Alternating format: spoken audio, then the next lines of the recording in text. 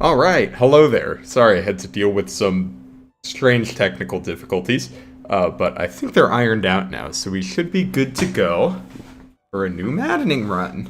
Woohoo!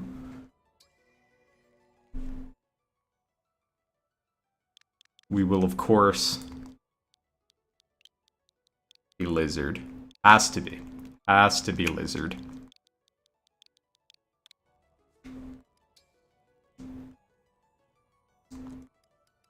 Set our birth date here.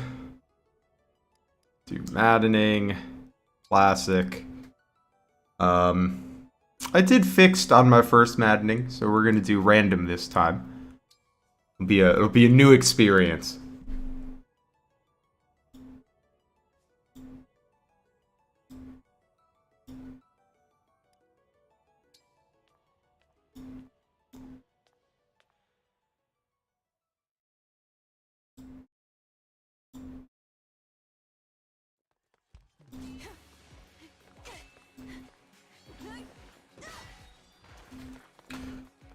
I will say, while I was not, like, the biggest on the story of this game, the cutscenes are great. We can handle this.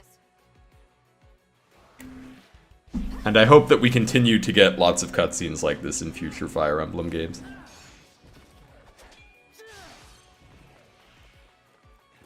Keep them back! We won't lose! Not today!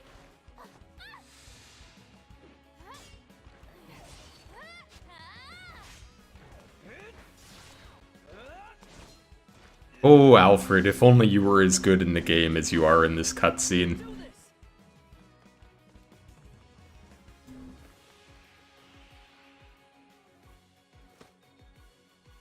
Our final battle lies ahead.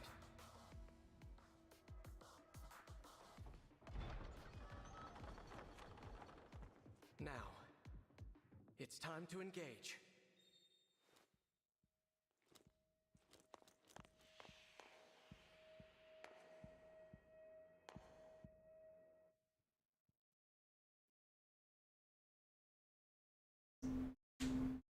Okay, now that we're in a tutorial, let me tell you my tale of woe while we play through this tutorial. So, I'm on my last day of free delivery fees from Grubhub because they messed up one of my orders a month ago. So I was like, well, let me order one more time before the free delivery runs out. And apparently, like, every burger joint in my town is closed or having problems right now. So, it took me like 7 years to get an order placed, and then finally I just ordered a pizza, so sadly I am not having my burger. But I am getting garlic knots, so I've got that going for me. He's within reach now.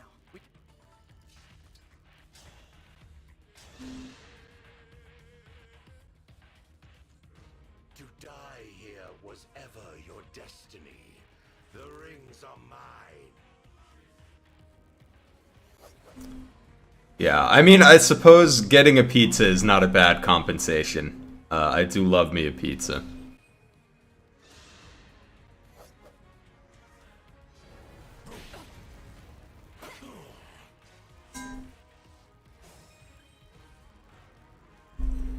It's time. Engage. I think it's really funny that they made Marth question mark, question mark, question mark, as if 98% of the people playing this game don't know who Marth is.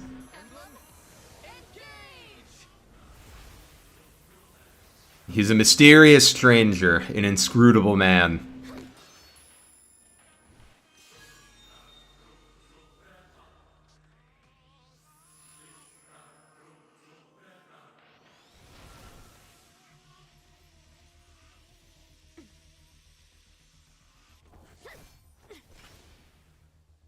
Yeah, what had happened if you were on the first stream for a second there, that was having problems. I don't know why, but for some reason when I started the stream, YouTube was like, you can't see the chat. So I tried to, like, restart the stream, which is when I learned that on YouTube, if you have like a scheduled stream, once I streamed under it, I couldn't like restart the stream. I had to just make a new event. So that's why it's over here now. You are weakness itself. You will never defeat me.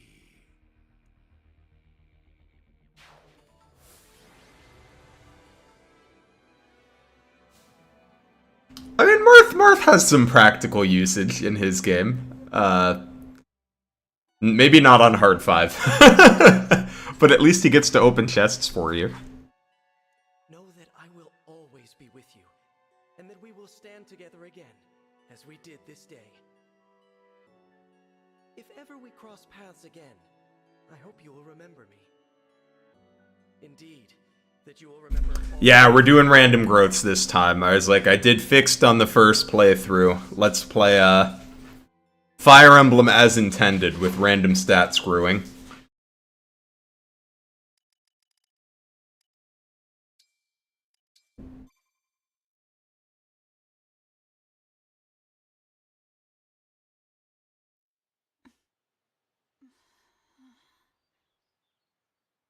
Also, happy Valentine's Day, guys. Thanks for being my S support tonight. Whoa, tell me you're seeing this.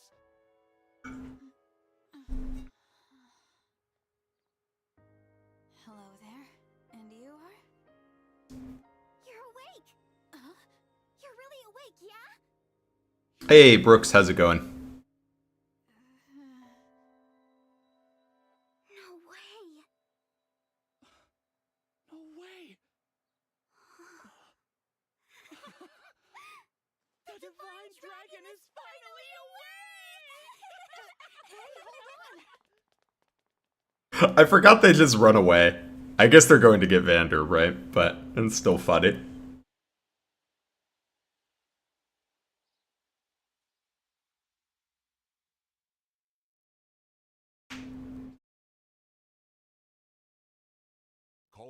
Calm down, you two. What's all of this ruckus about?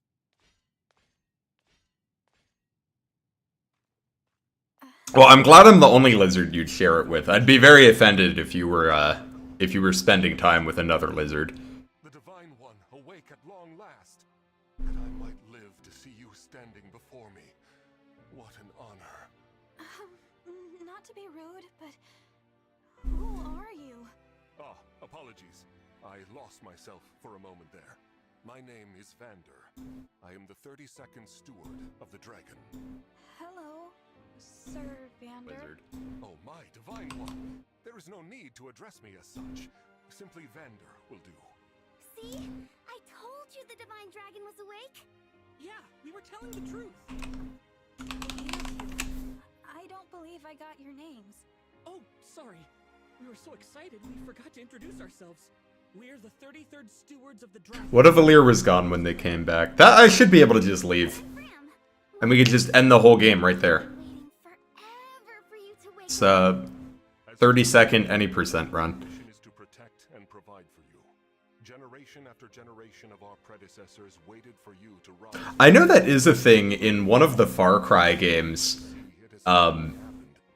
I believe it's Far Cry. It starts with you like flying to an island and they explain the conflict and then you can just leave if you want. That's how long I've been asleep? Indeed.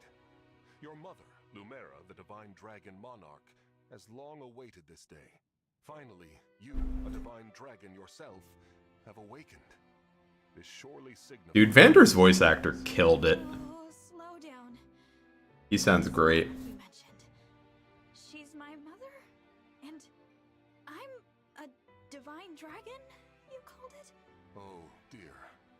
Is your memory hazy, Divine One? I know my name, but that's about it. You can't remember anything else? Maybe you're just feeling groggy because of all that sleep.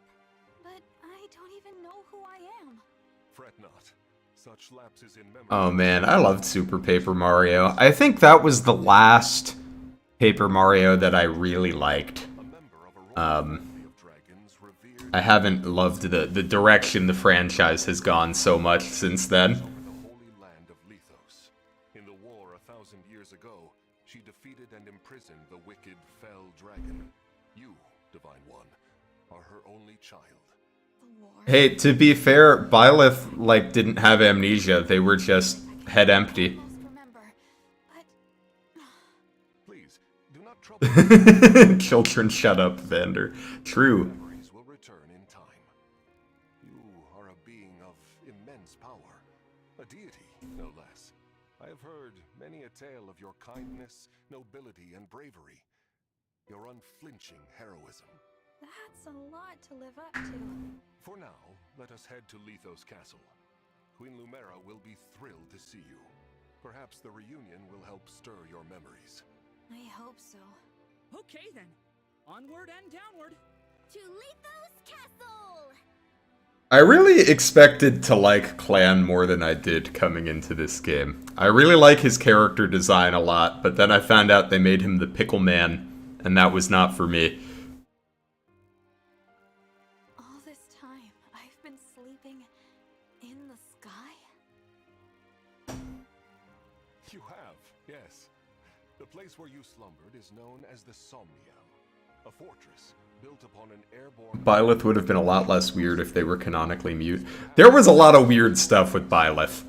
Only a select few It's kind of funny, I ended up liking Byleth more in, Three live there with me. like, everything that wasn't Three Houses. I loved him in Three Hopes, and I like him in this game too, but in Three Houses, I found Byleth a little weird. Royal family members visit us all the time. Well, visit you, really. The Prince and Princess of Firene, a deeply religious country. I don't mind a self-insert protag in some games. I don't think it's worked that well in Fire Emblem. For a while, like they're chatting to a friend. I like Robin, but I feel like I would have liked Robin just as much if they weren't an avatar. And they're like the least self-inserty. They like definitely have a defined personality.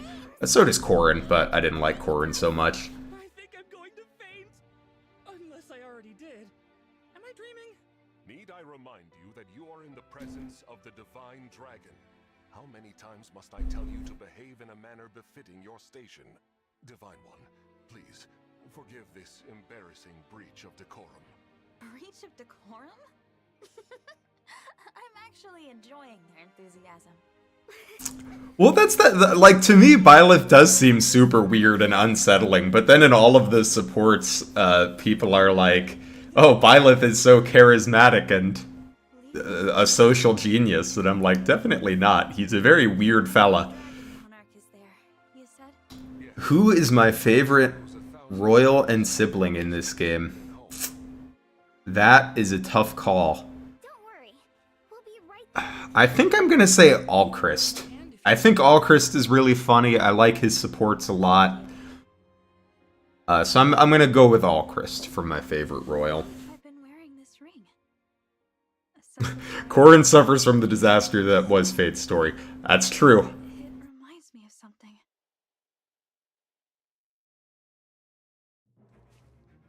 Pretty much everyone in Fate suffers from the disaster that was Fate's story, though. Vander, are creatures like that common around here? They're not. I've never seen them. Nor have I heard of such monsters appearing in Lethos before. This is a land of peace. Understood. Well, Shall we fight them? As you wish, Divine One. You whose bravery knows no equal.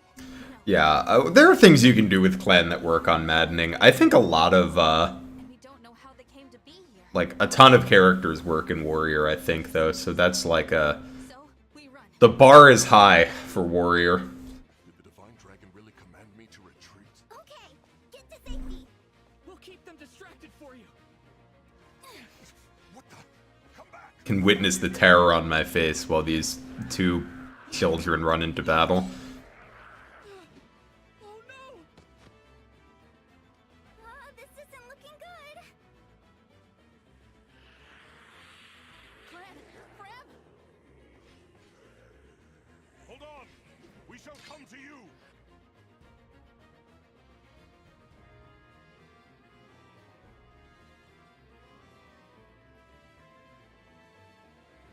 Vander. Divine One, stay back. It's too dangerous. Clan and Fram were trying to protect me. I have to help them. I take back what I said. To be fair, I also wouldn't want to talk to my dad if they were a big goo monster. But stay on your guard. I will. Also, hey Marcello, how you doing today? What are Or is it Marcello? Let me know if I'm pronouncing it wrong. I don't want to butcher your name. we had best use the foliage to take cover.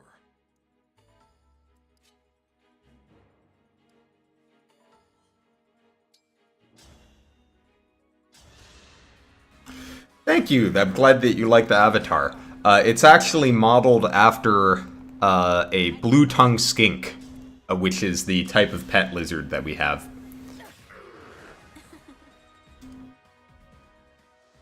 Yeah, I liked Hoppy's little nicknames that she gave people. There are too many of them. Divine one, get out of here. I need to watch some of the Persona animes. I also need to play more Persona, but I haven't watched any of the animes.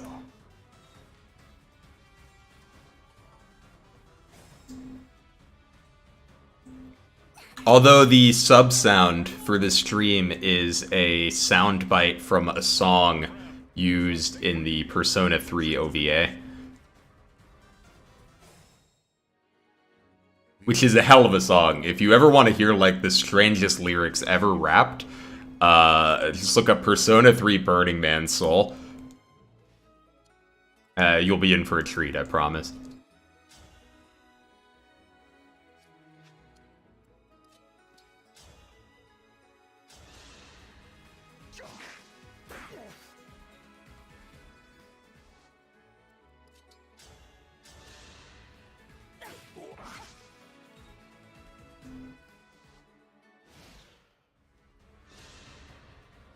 I gotta protect.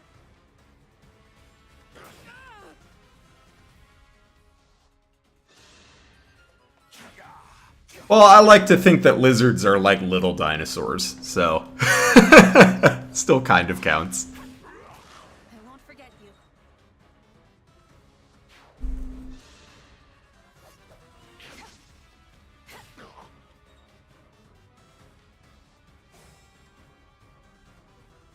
How do I feel about Engage's OST? I dig it. I think my favorite part of it is I really am a sucker for the nostalgia that they're peddling in this game. And I think my favorite tracks are the ones in the Paralogs, where you get to hear like a remixed version of a song from a previous game. Those make me really happy. Always. Persona 3 did have a cool soundtrack.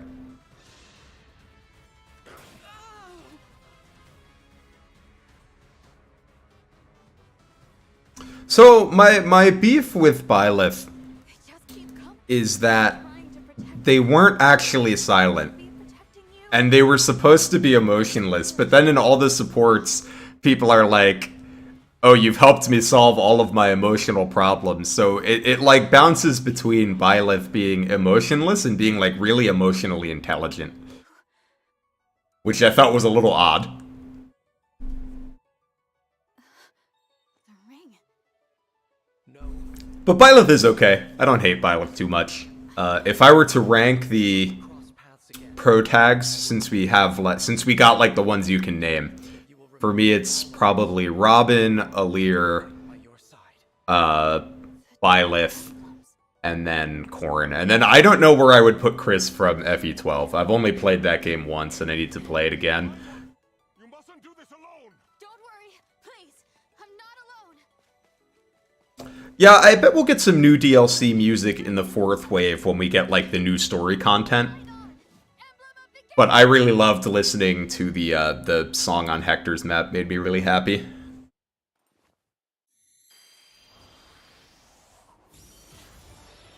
There he is. It's Mr. Question mark, question mark, question mark. Who is he? I am known as Marth. Emblem Marth, to be clear. Ooh, Shez is a good one. I almost forgot about Shez. I think Shez goes right under Robin for me. I like Shez a lot.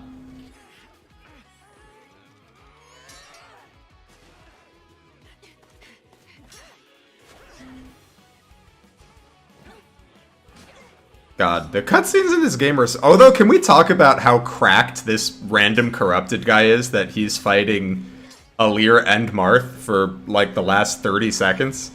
Like, we beat him, but man, he really put up a fight. We did it. Last name Emblem, first name Marth. And yeah, Robin does have some funny supports, for sure. To answer your call because you remembered me.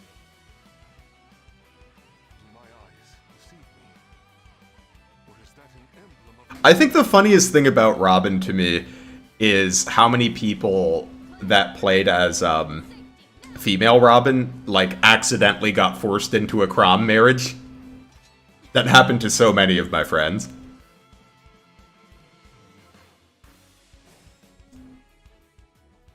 With your help, Marth, we might just make it. Of course. I will fight alongside you from here. I know he didn't land a hit once, but I'm just saying, like, I don't think I could last more than like 2 seconds against Marth and Alir.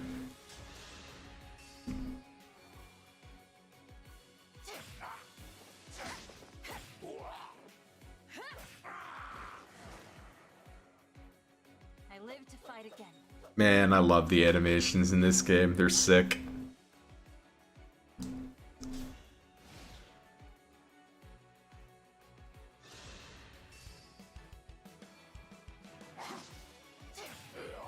Oh, you got the villager on your first run? That's funny. I cannot afford to lose.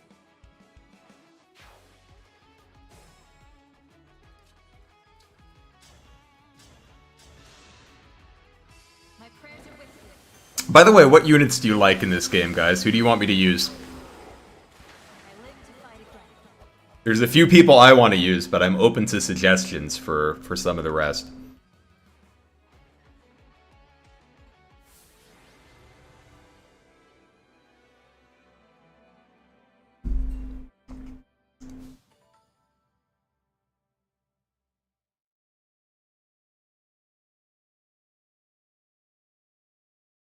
Not Cordelia, the other one. Oh, Sumia? Oh, we're definitely using Louis, at least for the early game. Divine one. Yeah, definitely using Louis, definitely using Chloe. We'll use Lapis if you want to use Lapis. Sorry. This all happened because we ran ahead. I'm the one who should apologize. You put yourselves in danger. Yeah, we can use Haya Papaya too. It's such a relief you're both safe now. Divine One, I hear more enemies approaching.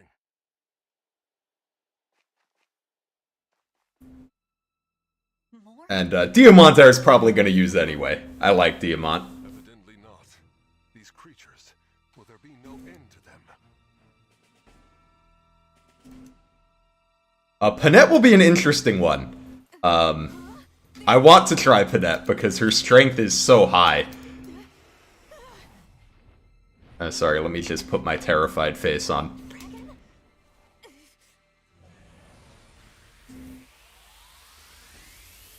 Ah!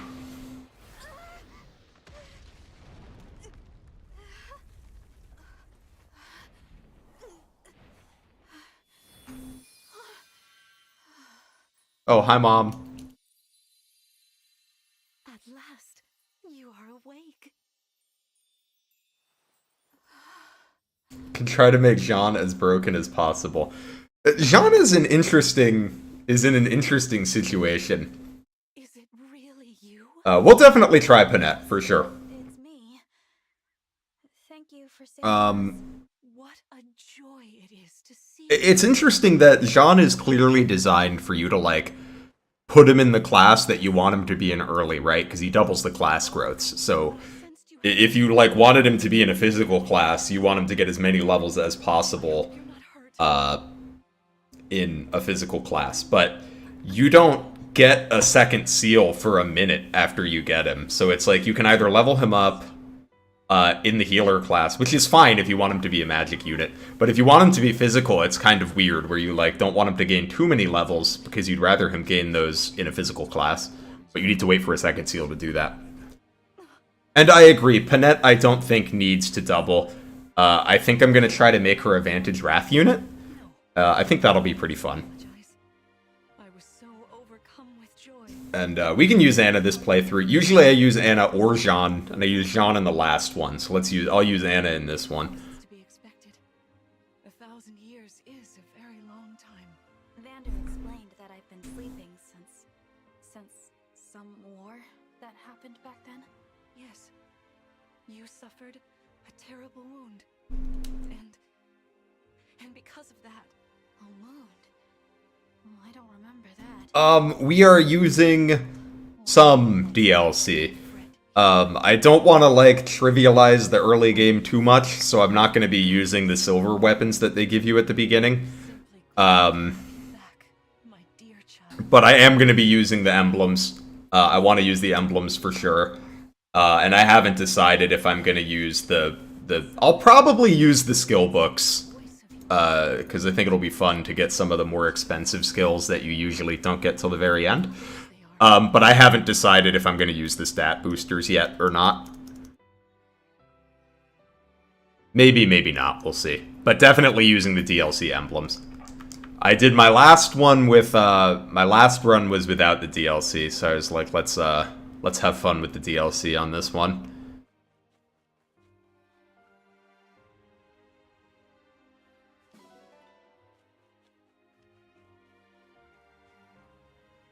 Thank you.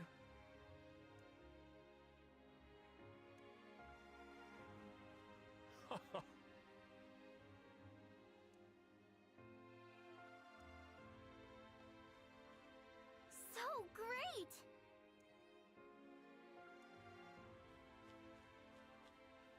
Amazing.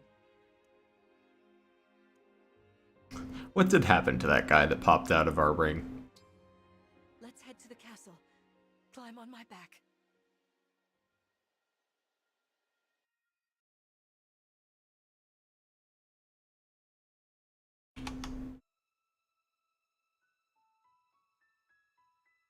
We live on the continent of Elios, 4 realms surrounding a holy land at its center.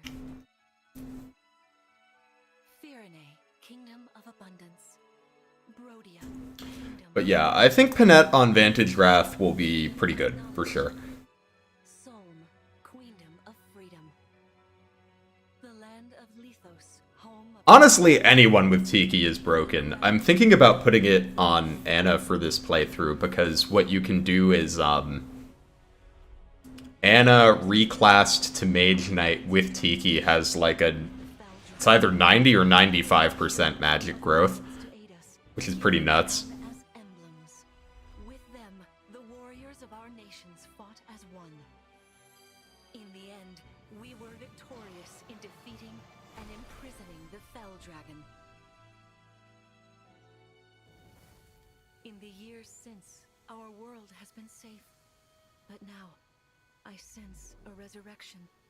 The binding weakens. If his shadow stretches across the land again, then we must fight him anew, as we did in ages past. Fell Dragon, Sombron, must be stopped.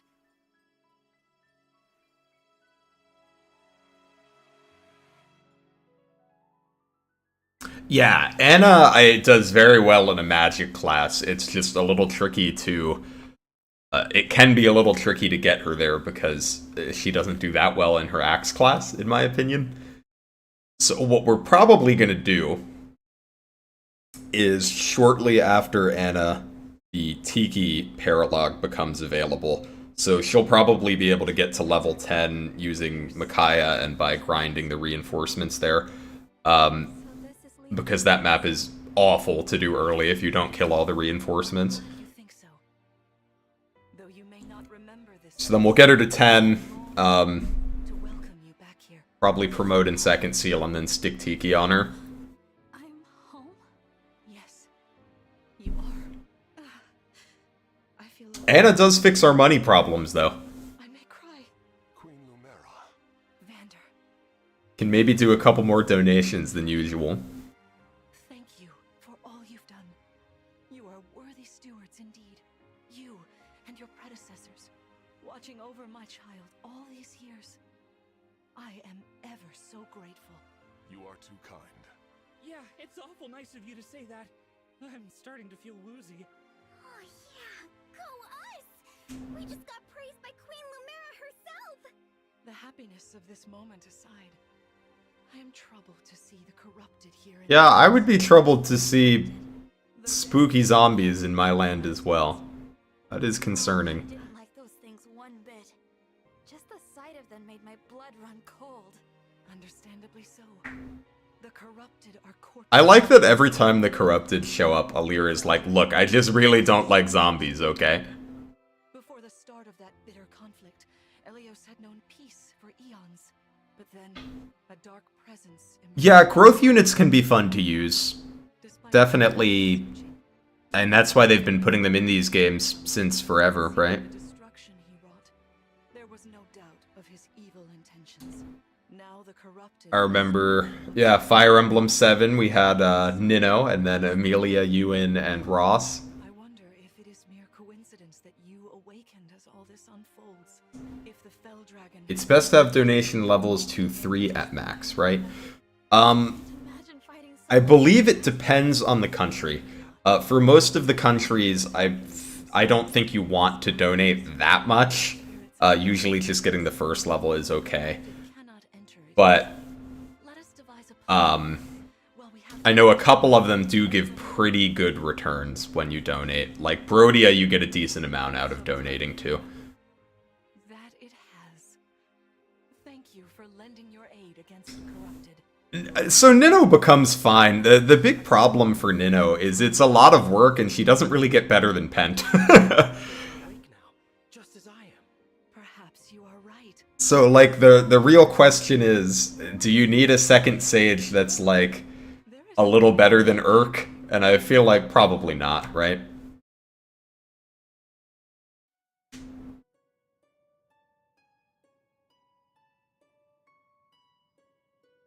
I'm in the house like carpet. What is this place? Hey, thanks for the sub, Purple Dragon. Appreciate you. It is where the emblem rings are enshrined. Those of the Holy Knight. And Ewan's stats are definitely cracked. Certainly has a slow start though. As well as the ring of But he is one of the only 2 units with access to Summoner. each dwells And Summoners are pretty cracked, so if you can get him to Summoner, of the that's pretty good. So, counting Marth. But at the same time, you could just use Knoll for that. Wow. In fact, there are 12. 6 here and 6 entrusted to the other countries. As a precautionary measure. What do you mean? The emblems grant world-altering power to whoever has all 12 rings. For generations, the divine dragons used this power to ensure peace And then Ross is okay because Ross is actually... that was how we loved him. It's not hard to level Ross up. It's pretty easy to get his 10 levels. The Hatchet's a great weapon for a trainee to have. Why they're scattered. I still don't think he's, like, amazing. But if you want to use Ross, it's not difficult to do so. Their power but once every 1,000 years, at which time the divine dragon travels across Elios to collect them from each nation's ruler.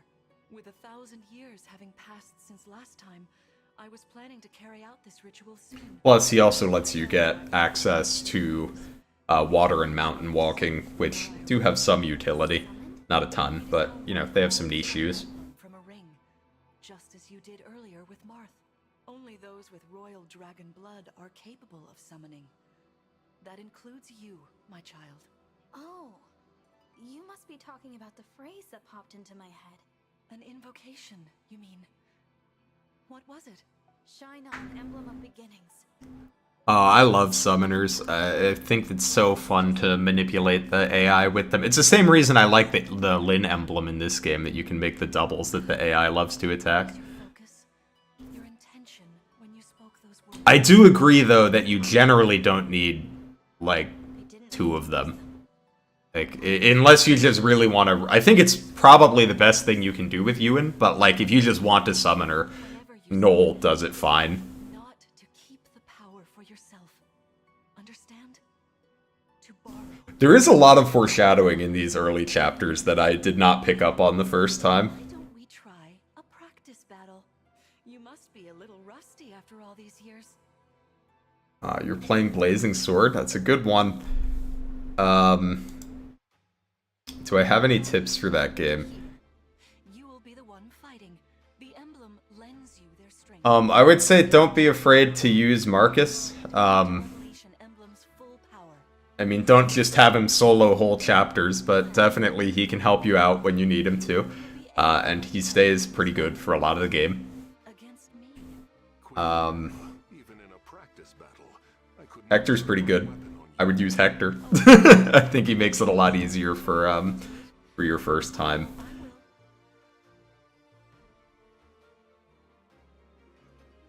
I don't know. Blazing Sword isn't too mean of a Fire Emblem game. I think you'll be fine. Wait, have I gotten them mixed up? Am I talking, is Blazing Sword 6 or 7? Oh, how could you think so? I made these opponents from play. Nevertheless, their abilities are the same. Yeah, Blazing Sword is 7, right? They're really unsettling. Can we train with something else? They give me the I do like how Lumera's like, oh good, my child's awake. It's time for you to fight my plant zombies. Stands against you. Never run away. You are my child, the protector of all. The divine dragon. I understand. Don't worry, Divine One. We'll back you up every step of the way. Oh, that's cool. I've never used GBA online. as I am against Queen Lumera. Orders are orders. Although, you know, obviously, these days I don't have the hardware to play the GBA Fire Emblems anymore, so I have the, you know, when you emulate, you do have save states. Although I try not to abuse them too much. Yes, Blazing Sword is a much nicer game than Binding Blade. Be cautious.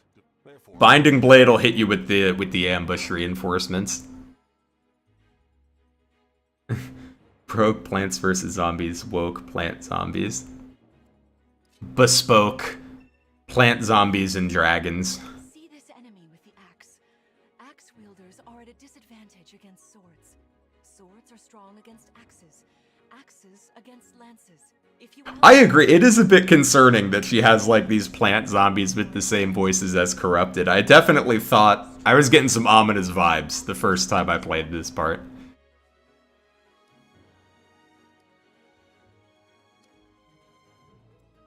Alright, let's see. 5 defense. I am your weapon. The real question is you do 15 on 5 speed, so literally everyone can take a hit if needed. Bespoke is fungus zombies because The Last of Us is... Vander, how are you gonna miss the first 93 of the game? Come on, buddy. You can do better than that. Hey, Divine One. I don't know if you knew this or not, but I can use magic. I'm good from near or far, even against well-protected enemies. I haven't watched The Last of Us, but I have heard that it's good. I have the game sitting on my PS5, I just haven't played it yet. Not only that, anyway, if you... Okay, she can do a very small amount of damage to this fella. Me, right? Alright.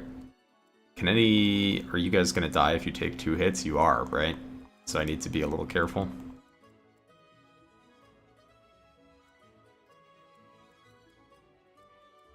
Your steward's ready. Vander missing that 93 does make this a little annoying. But I think this should be okay.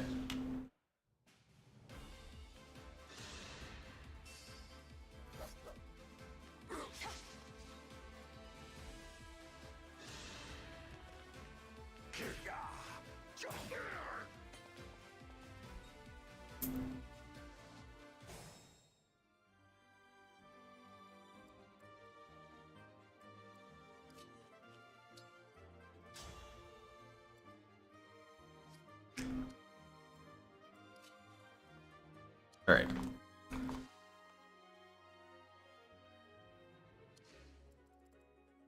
Lumera does 16 damage on 7 speed. So that'll be fine. Onward.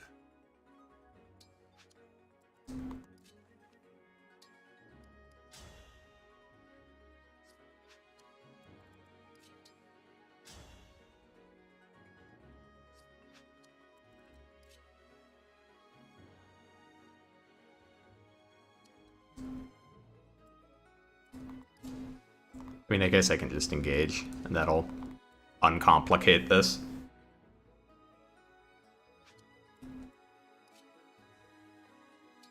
Or it's not that complicated to begin with. I'm just trying to do it such that I can forget the characters I want to use. What silly classes do I want to use? I don't know.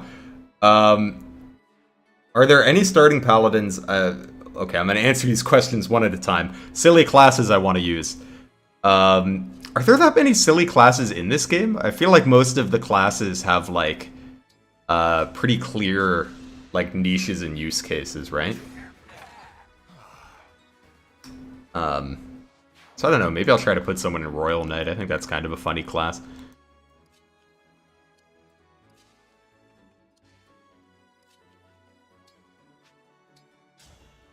Yeah, I think I have to engage. 16.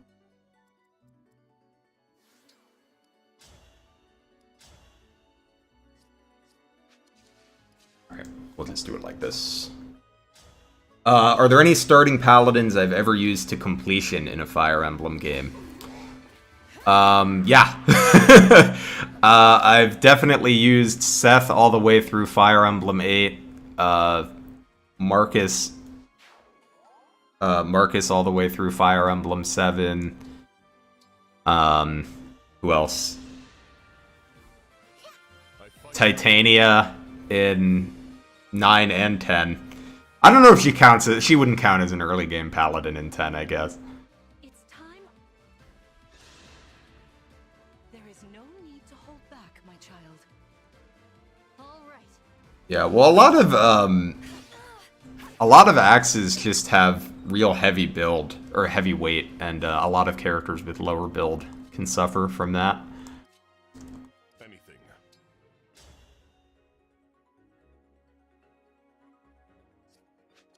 Here until the end. Fate has brought us here. I do agree that I think generals are a bit of a meme in endgame maddening. The offenses just get too high. Let's move on. In 10, yeah, it is so, or Be more. in 10. Furthermore, Although you have to bring him to endgame, don't you? If I remember correctly. I'm inviting an old friend to join us.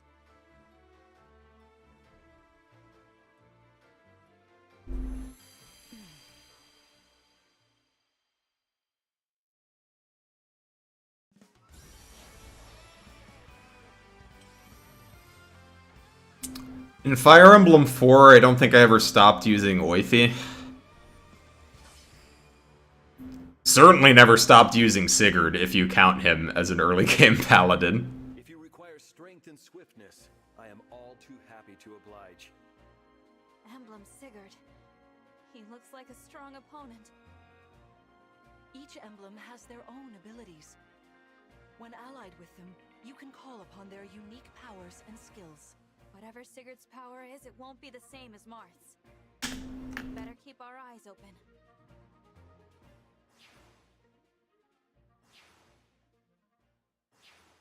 Yeah, Seth is a monster for the entire game in Fire Emblem 8, for sure. Like those enemies over there. Once we engage, you can use my weapon. Try it against that foe. It's pretty reasonable to, like, if you wanted to. It's not that tricky to solo the entire game with Seth. All right.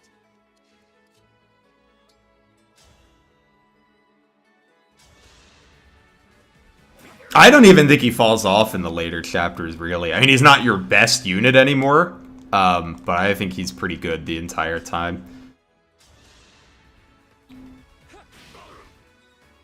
Because the thing is, his growths aren't even bad.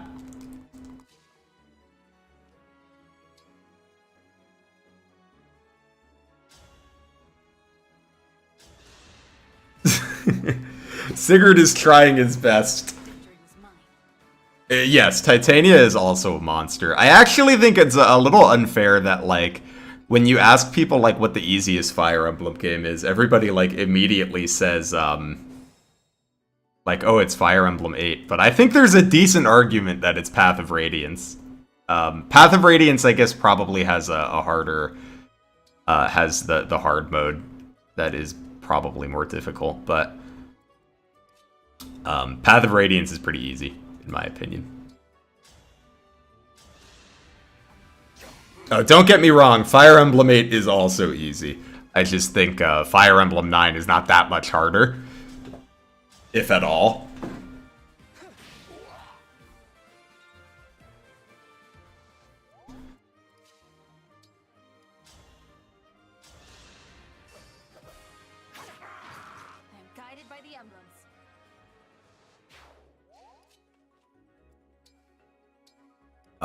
Yeah, it's, to me, the easiest is either Sacred Stones or Path of Radiance. I'm not sure which, but they're both pretty easy to me. And then Radiant Dawn is a lot tougher, especially with how they messed up the difficulty. So people were accidentally playing on hard. Oh yeah, Sacred Stones is 8.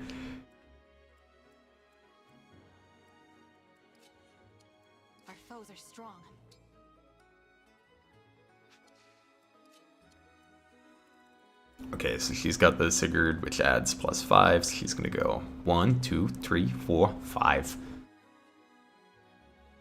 Okay.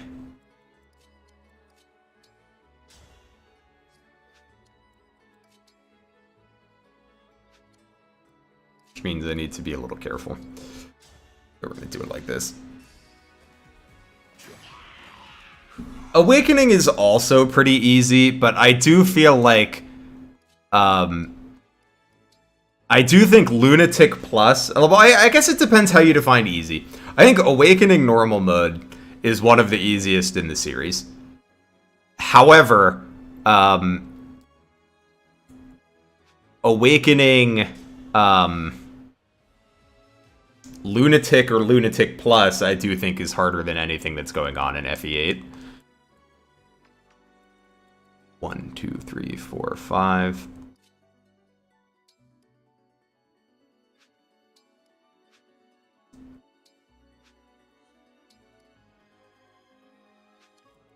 She has momentum, right?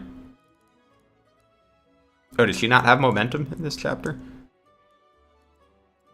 She does have the Rider's Bane, so we're gonna do like this. We'll bait with a Leer. Yeah, the beginning of Awakening on Lunatic is definitely harder than anything that happens in Sacred Stones.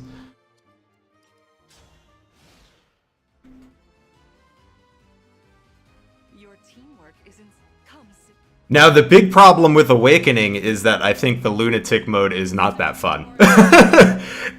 Because it's super easy to just, like, Robin solo it. That is what a delight it is to see you in battle after all these years. Don't think so. You go, Fram.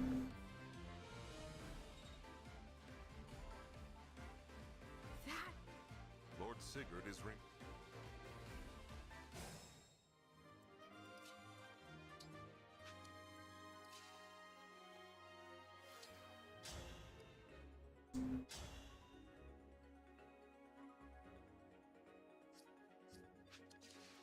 Ooh, we might have to, do we have to rely on Vander hitting a 50% hit? That is the question. There's nowhere for him to hide, so she will be able to run over and whack him. Oh, but he doesn't die in one hit either, so it's probably okay.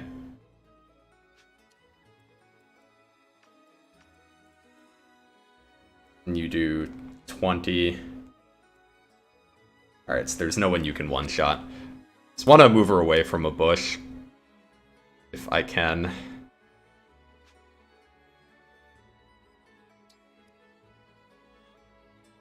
Is the problem that I'm seeing is Vander needs to hit her to take her down in one turn.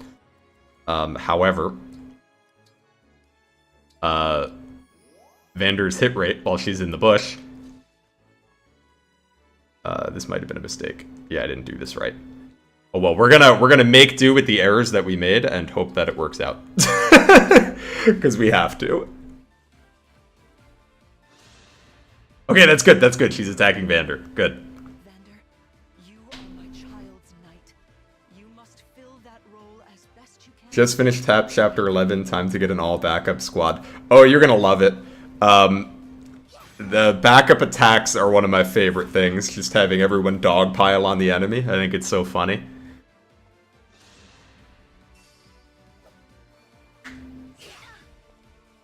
Alright, we're good, we're good, we're good, we're good, we're good. I live to fight again.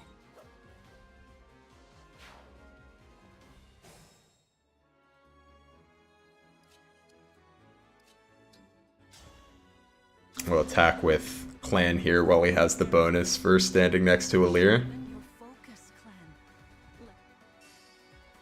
Clan's not gonna miss, he got 100%, baby. He's a professional. I was gonna say we could get a little experience on Fram, but I don't really care about experience on Fram. Like, I actually think I care more about the one use of the heal than getting a little bit of experience on Fram. Because she's never promoting, so it's not like she's gonna do combat.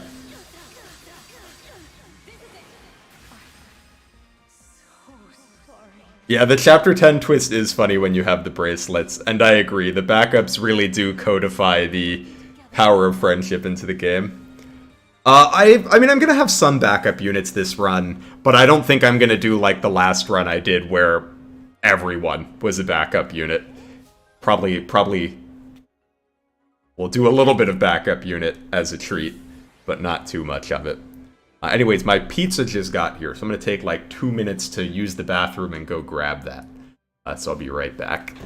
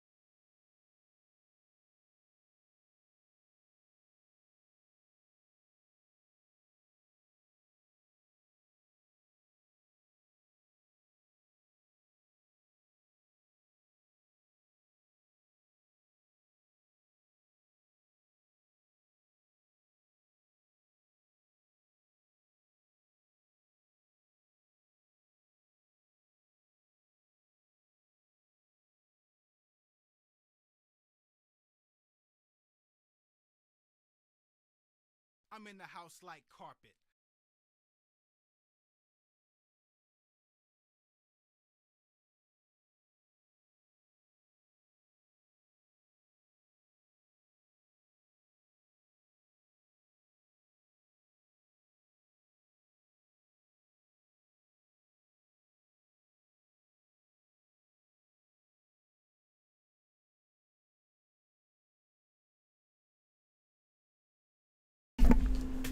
Alright, I'm back, and I have garlic knots.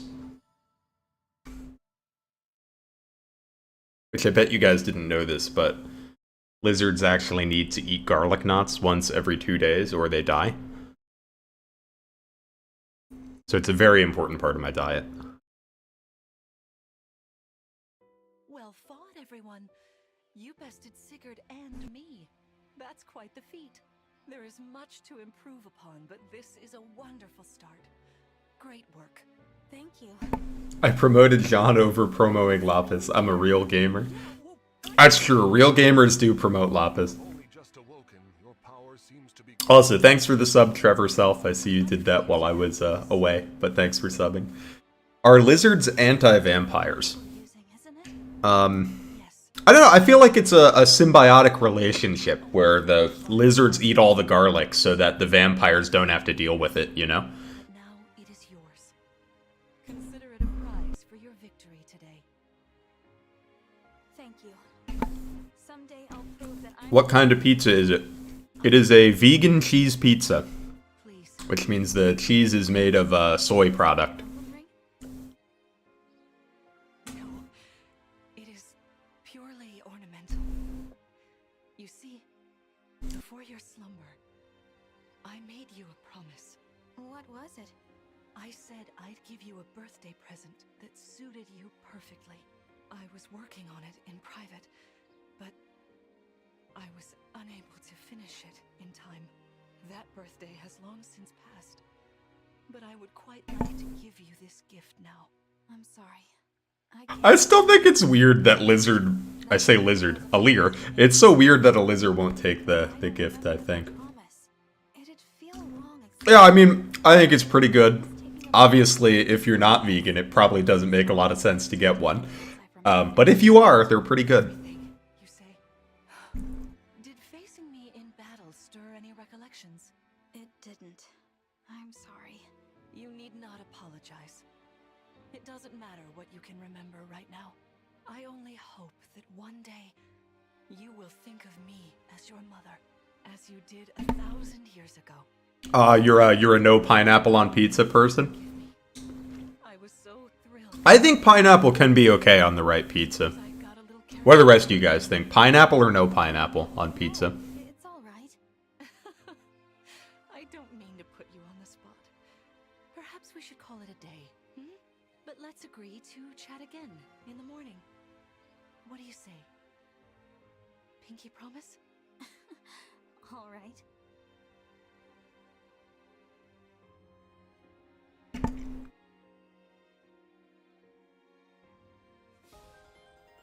Liberation. Spectacular as ever. I like that the liberation is so easy to get to +5. Like, you don't actually need that many materials to do it. It's really nice. I can't adopt you, right? Let's see. No pineapple, yes pineapple on everything. I hear you. Pineapple, I think, is my favorite fruit. I can't eat it too much, though. It does, it's a little too acidy if I eat it too much. But I love pineapple. It's like fruit that tastes like candy. To see my child awake at last. Now we'll never have to be apart. There is so much to catch up on, so much to see and do together. We can chat for hours. Don't like pineapple pizza, but I'm an ally. I love that. And then, if my child's memories are truly lost, I wonder. Emblem Sigurd. I am here. There's something I'd like to discuss with you. I like just a little kick on my pizza, though. So, like, just a little pepperoni is good for me. Lumera seems so kind and caring. I'm sure she was a wonderful mother. If only I could remember those days. I must have felt so lucky to be her child.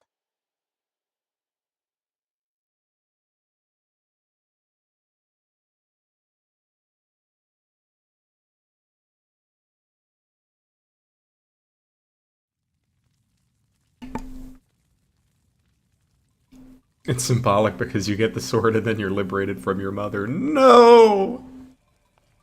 Why are you here alone?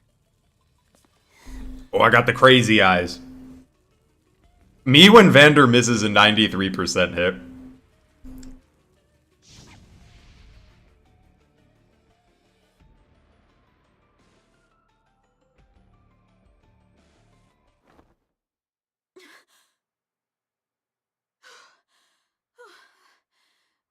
What was that? Was that me? Are you all right? It looked as though you were having a bad dream. I wonder, has Alir even had a chance to look in a mirror yet? Like, does Alir know what Alir looks like? Whole time? You were wearing my ring when you went to bed. Oh, I'm sorry. I forgot to take it off. Since it's Valentine's Day, who did I give the pact ring to on my playthroughs? That's a good question.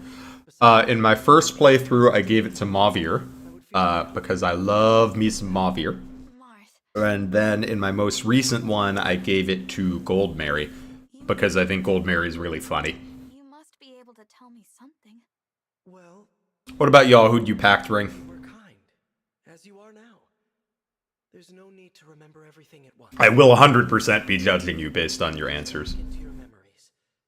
Lumera advised that too, didn't she? Yes, she did. Sorry. I don't mean to be impatient. It's all right.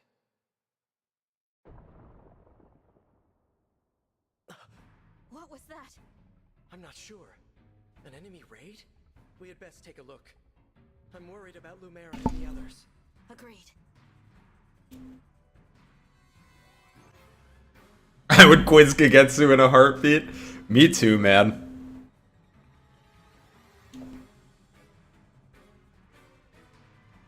Vander, Clan, Fran! Oh, Divine One. Thank goodness you're safe.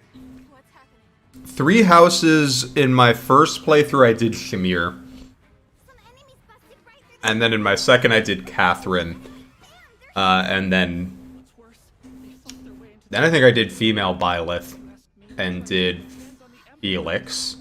And then Hilda. Even as we speak, Queen Lumera is defending the vault. Quickly, we must fly to her aid. Sounds like a plan. Follow me!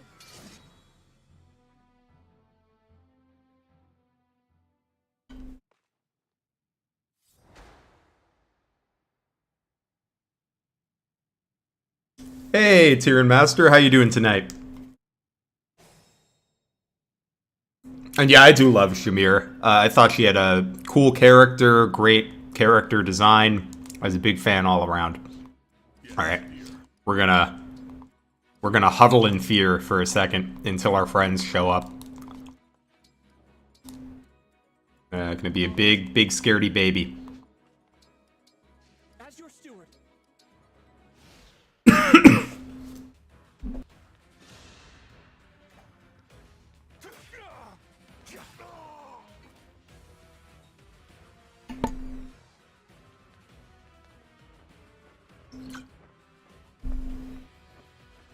Here come the friends. There are too many of them.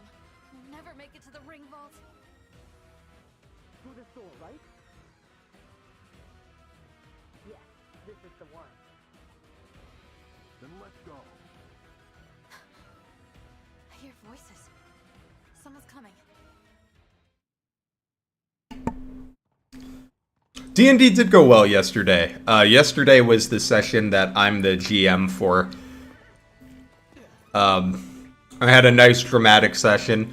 The party were very mean to a random ghost. And then one of them accidentally signed a contract with a devil, which is my favorite. I love playing as little goofy imps, so that was a lot of fun for me. Prince And yes, Etier, our beloved. Could it be? Are you the divine dragon? You finally woke up? I did, yes. That's amazing! You know, I've waited ages for this to happen. There's so much to talk about. Some of the bond rings in this game are absolutely cracked. Like, one of the things I'm definitely going to be doing in this playthrough, Sure. just because I want to show it and get some footage of it, is Do this quickly. Pin down whoever's in rigging for an Olwyn S-ring so I can throw Dire Thunder on Citrine. And you guys are going to see the ungodly power of Citrine with a Brave Thunder. Thank you for your help.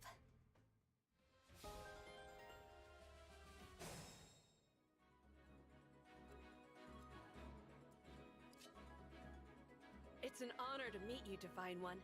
I'm Etier.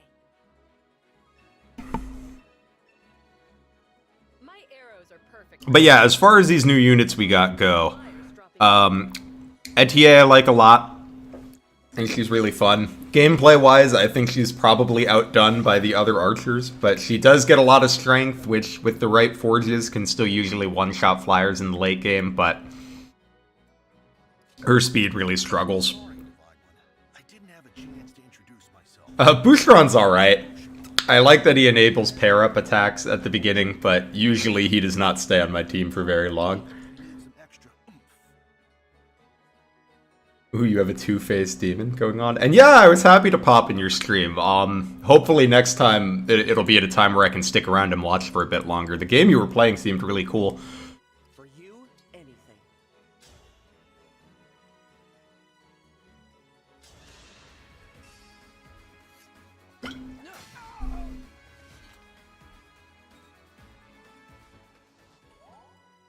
I'm ready for more. Oh, he's broken, so this is a no-risk attack. Nice. You go, Boucheron. Boucheron and Etier's C support is one of my favorites, so I'm definitely gonna have to make sure to show that one on stream.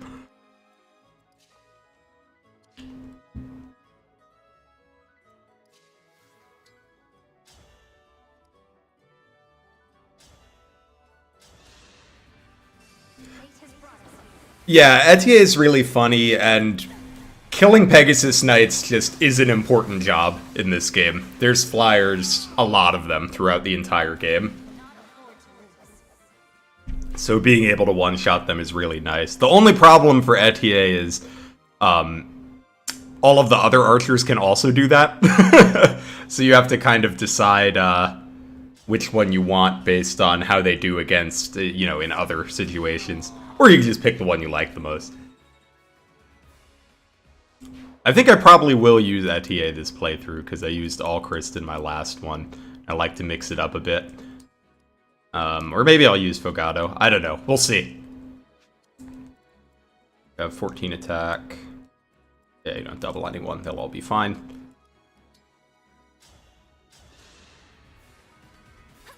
I thank you.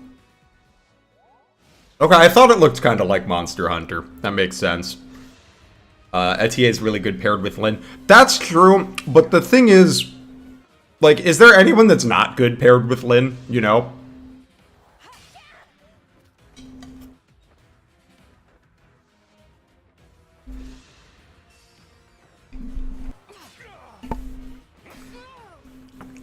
Now, as she is hitting me with the point I do not have an argument for, which is, are they Etier? All of the other archers, do I just mean Alchrist and Fogado? Kind of. I also mean just everybody that can reclass into warrior, right? Like, you could easily reclass, like, Marin does well in warrior. A lot of units do well in warrior, if you want to second seal them. And, like, a second seal, especially in the mid to late game, isn't that big of a cost.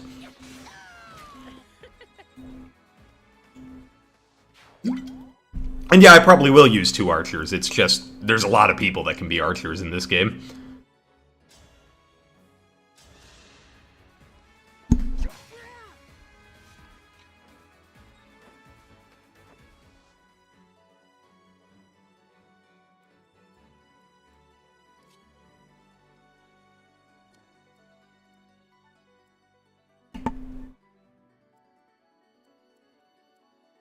Trying to decide who I want to give the XP to. Probably Boucheron.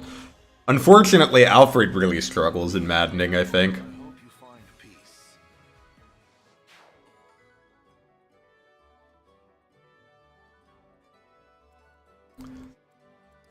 Wolf Knight's definitely really cool. And I hope we continue having Wolf Knight in Fire Emblem games.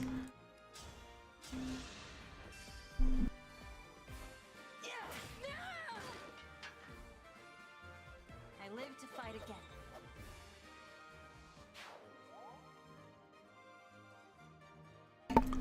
again. Yes, I agree. It is very common to be off by, like, 1 or 2 in this game. Etier is one of the few units that gets the silver bow, but I'm not saying Etier is bad. Just her stats struggle compared to some of the other options, like especially in the speed and defense department. Which the defense one's more workable. You can just kind of not get hit. But the other ones have like a little bit of utility in that they can use axes in one range without like dying. And they can double a few more things. But Etier is totally serviceable, and I'm planning on probably using her this playthrough.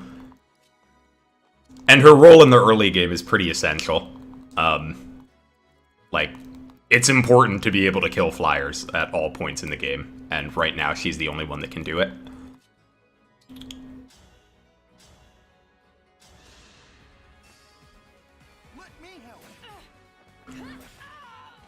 Divine Dragon's a really interesting class because it feels very, like, support-centric. Like, I honestly think the most important thing about the Divine Dragon class is just that it has that dragon tag that makes it so that emblems are better. Because, like, Corrin and Byleth are so good on dragon units, and for a long time, Alir's the only one that can have that.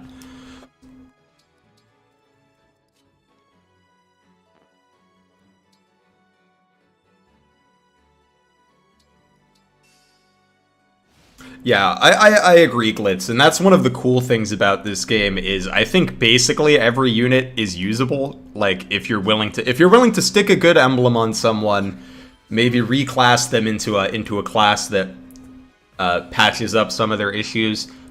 There's no one unusable in this game, by any means. Gotcha.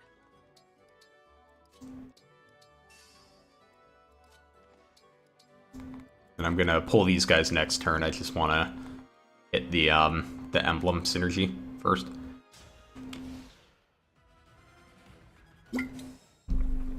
Because once I do this, all of the enemies are gonna come. In that case, how do you make Vander good? Okay, Vander's not going to be good in the late game, but I actually think my potentially hot take is that Vander is perfect for what he is. He is essential in the early game, and then he falls off, which is exactly what a Jagan is supposed to do.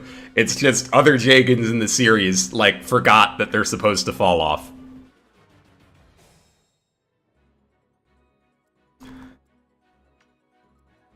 But Vander actually does, and I think that's a good thing.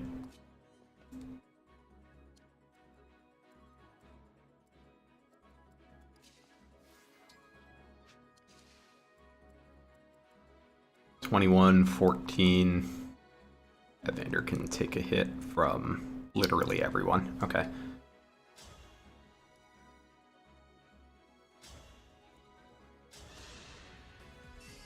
Although I do think you could probably extend Vander's usability if you wanted to. Like, you could reclass him into Wyvern or Griffin. You're not going to take him into Endgame, but you could make him last longer than he does.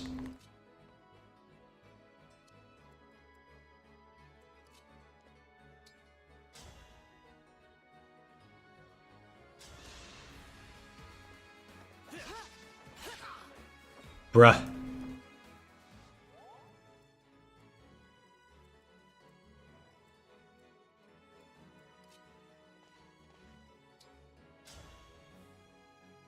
Alright, this is fine. We're just gonna give the boss kill to Fram, or Clan. No one Oh! I don't think that crit actually matters, but it's kind of fun. Vander also forgot to stop being story relevant. Well, I mean, to be fair, that is how it usually goes in Fire Emblem games. The Jagan usually does stay as part of the story for a bit.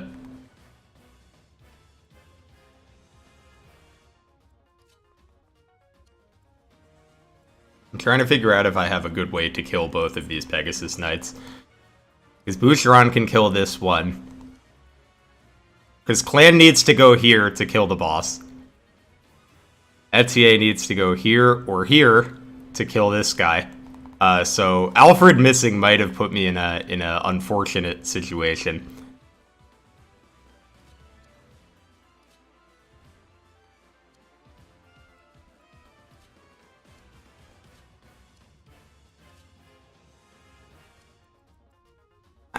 Let me do some math here.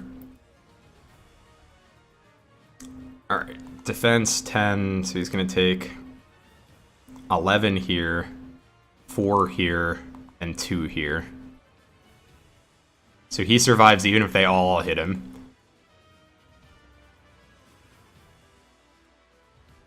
Okay, I mean, we can just wait a turn to kill the boss then. Or actually, the boss will probably kill herself on Vander, is what's probably going to happen. Would you count Mycen as a Jagan archetype? I would not. To me, the Jagan has to be, like, playable in the early game. Like, that's the thing that makes them a Jagan to me. It's like the reason why I don't count, the guy in Fates, I don't count that you, like, have for, like, 2 chapters and then he goes away and then you get him again, excuse me, and then you get him again later. Cavalry units are letting me down this run, man.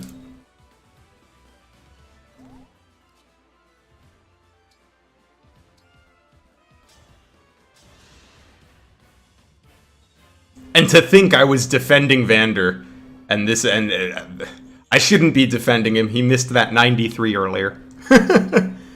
Yeah, Mycen fits it in appearance, and he has, like, some story relevance, but gameplay-wise, I don't think he's quite the same thing as other Jagans. And yeah, Gunter, that's his name.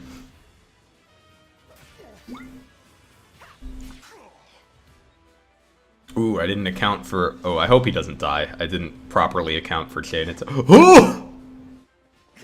Okay, Vander's back in my good graces. Vander's good. Vander's good.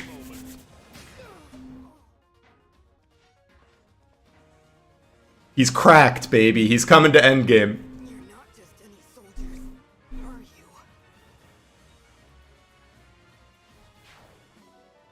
I forgot to account for the backup damage. Thank God he dodged one.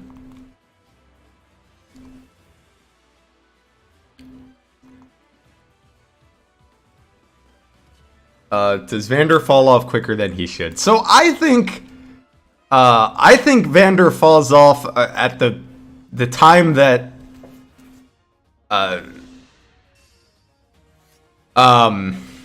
I think Jagans should fall off when Vander falls off, but they usually don't. He definitely falls off faster than we have become accustomed to. Vander with Tiki when?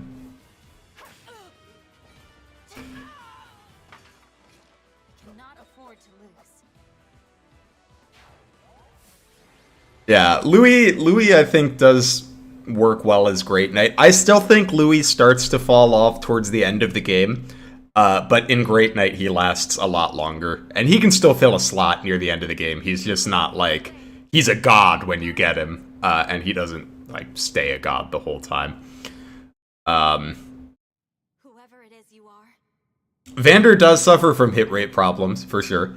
Although you can fix that to an extent using, like, you can just give him one of the hit engraves, and that helps him out a lot. And I don't think they're that in demand at the beginning of the game. Do I detect a hint of fear? Of course I do. So there are ways to fix that, but yes, Vander's biggest problem is his hit rate. Time to die.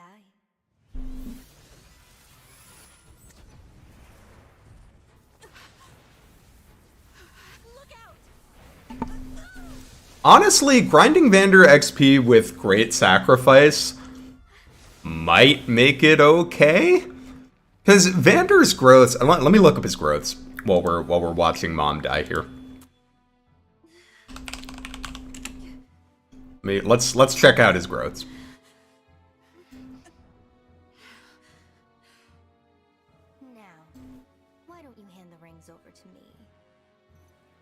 Okay, yeah, so Vander's growths are bad, but they're not that bad. The big problem with Vander is he just doesn't gain any levels because he has an internal level of like 15 when you start the game. So he would fall off a lot slower if he actually got experience, but he doesn't.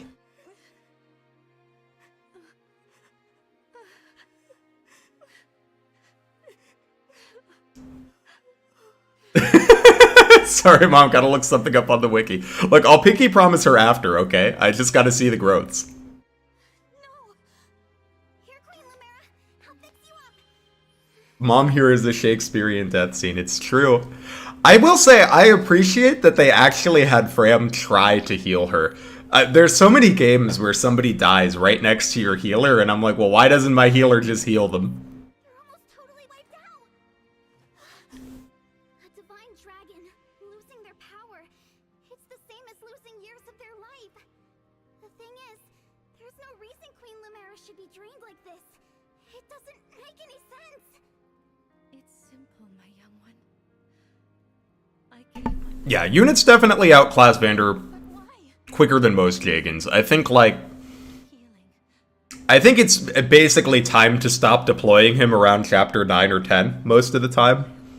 But I think in those 9 or 10 chapters he makes some important contributions.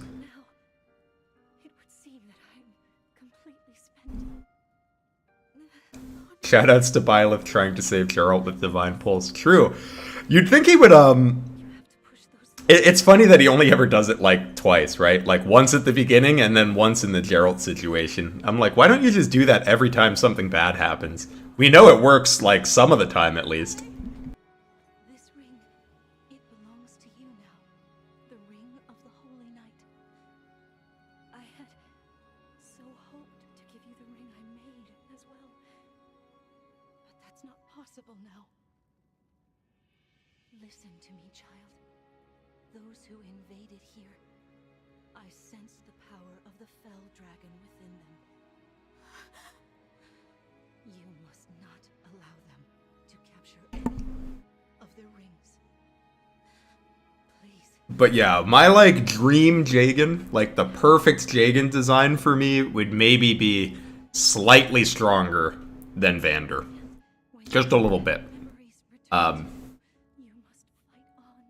But I think Vander is, like, in a pretty good spot, design-wise. Byleth is saving TP uses for when they miss one turn clears. True. And I'll fight. I'll do whatever you want. But please, don't leave me. Mother! Young one. How I've longed to hear you call. Yeah, I think if you wanted to grind Vander, you could hit the arena, you could give him Micaiah. There are ways you could do it, it's just all of those resources could be better spent on literally anyone else, you know? But, if you wanted to take Vander to endgame, that is how you would do it, I think. You'd even throw Tiki on him. There's still so much I wanted to say to you. Being your mother, becoming your mother has brought so much happiness into my life. Oh yeah, I love Titania too, but like, if the concept of a Jagan is a character that's supposed to be strong early and fall off, then I'm like, Titania is not that. But she is fun to use, and I like her big ponytail.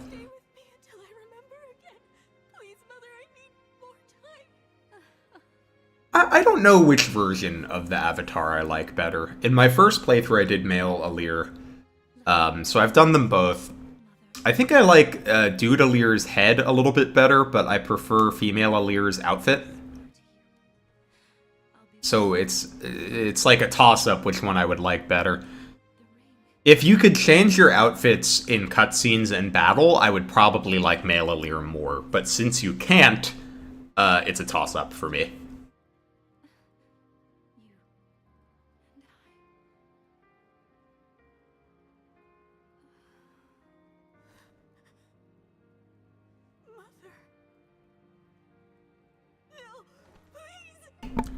I don't know, I haven't played a ton of FE11, so I could be wrong about this, but on Hard 5, are his contributions not, like, pretty essential in the early game?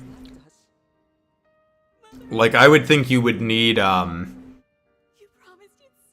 Jagen for at least the first few chapters of Hard 5. And you could probably extend that by, like, switching him into Wyvern, I would think, but, like I said, I haven't played a ton of that game, so I could be wrong about that.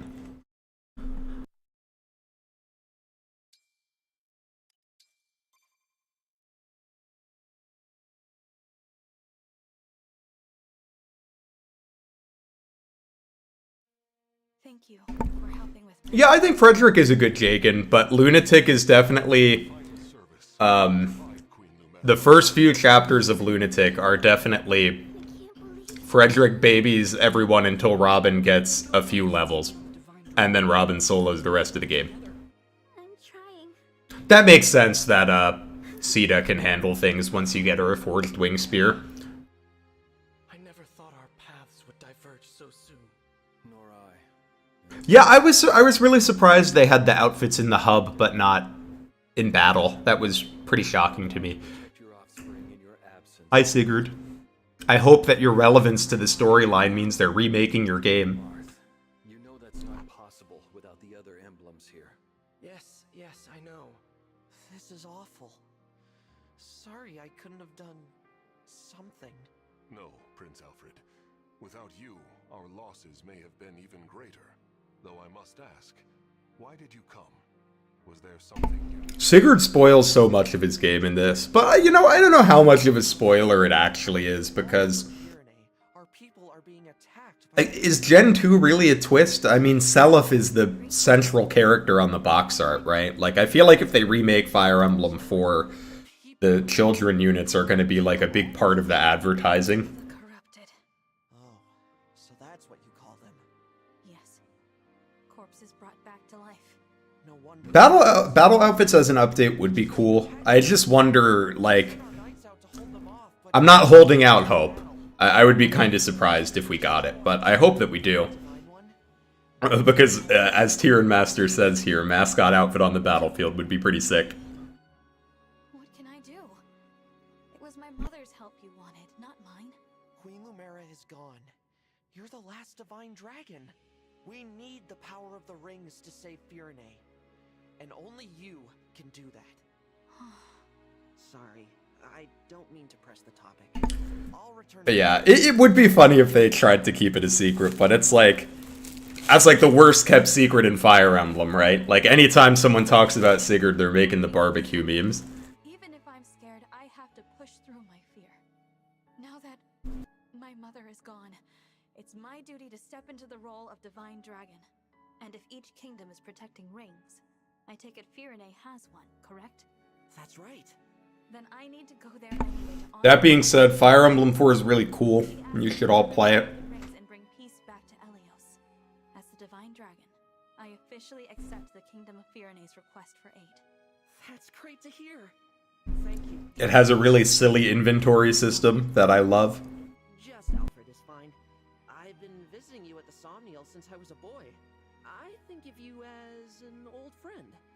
A very, very old friend. I appreciate that. Actually, I can't remember anything from before I fell asleep. I love how many characters are like, I've actually been watching you for years. I appreciate that. And it's like, it's supposed to be endearing, but I always find it a little creepy. Much compared to Queen Lumera, but I'll try. Thank you, Alfred.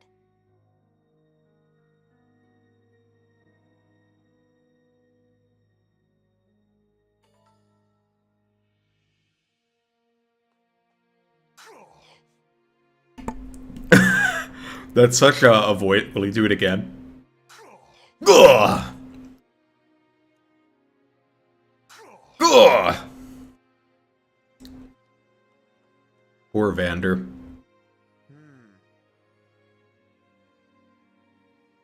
I'm sure Sigurd and his forest wife will have a long and happy life together and nothing bad will happen in 5. You're inside my walls? Good for you.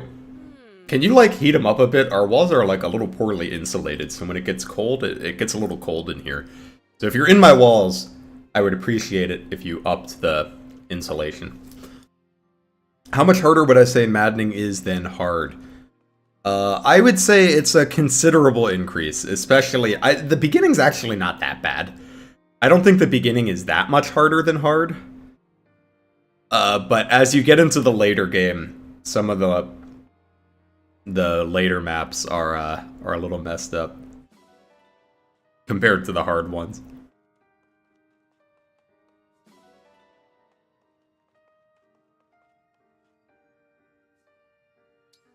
With Blazing Blade coming to Switch, I hope we see more of the older games. Yeah, I agree. I know a lot of people have wanted, like, remakes of FE7, which I get. But to me, I would rather have remakes of the games that never came out in the West, and if they just released the GBA versions of, like, 6, 7, and 8 on Switch, that would make me a happy camper. Japan is getting Fire Emblem 6 on Switch, but we're not. Somniel with a divine dragon's power. Without Queen Lumera's blessing, even we stewards couldn't have set foot there. That is what makes it a safe haven. Well then, yes, let's use it as our base. But before we depart, can you give me a moment? We'll be gone a while, so I'd like... No, you're supposed to get slapped a lot on Maddening. That's why it's Maddening, right? It's normal to get slapped around a bit.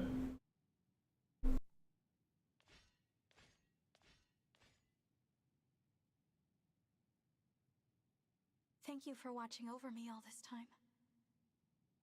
This journey will be a long one, but don't worry. Vander and the others will be right beside me. I will fulfill my duty as the Divine Dragon. I will find all of the rings. Just as you asked. I also discovered there's a max amount of turns you can rewind in my first Maddening run. I learned that on...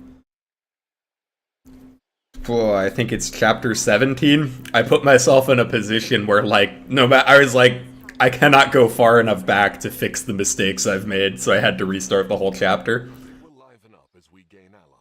And I agree, it would be nice if you could just buy the games instead of paying for a subscription.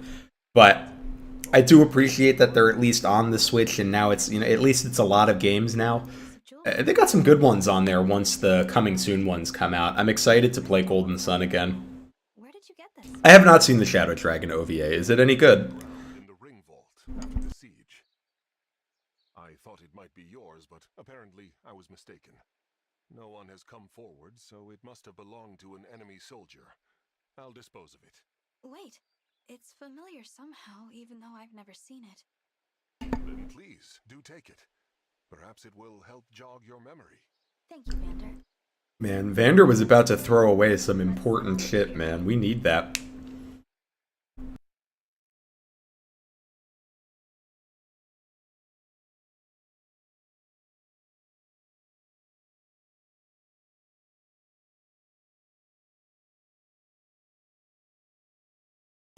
I'm trying to remember which one even is chapter 5. Is that Firene?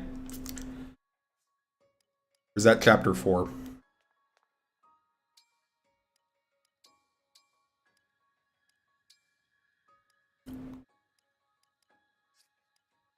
Alright, here's a question for you guys. Do you want to watch all the supports?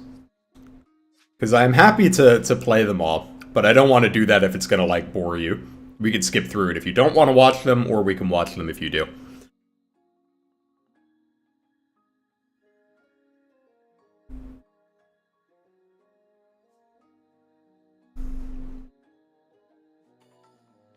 Chapter 5 is the castle.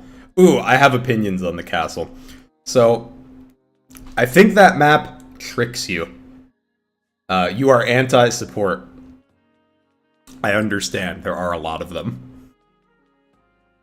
Can we cringe at Alir and for MC support? Sure, we can watch, like, specific ones. Oh, but not yet. I don't want to watch the supports. Okay. We'll skip through most of them. We'll watch some of the good ones. But SU, we will watch Alir and for MC support for you once we unlock it. Especially, I remember that one being pretty funny, so...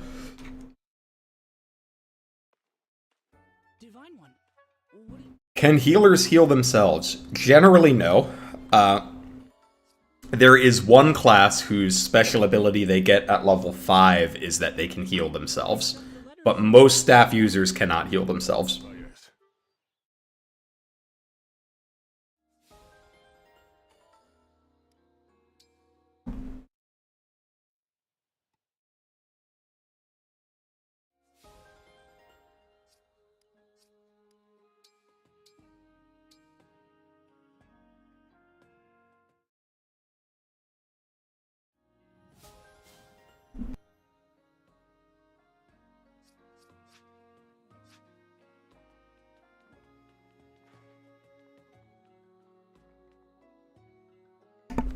Oh yeah, so Chapter 5.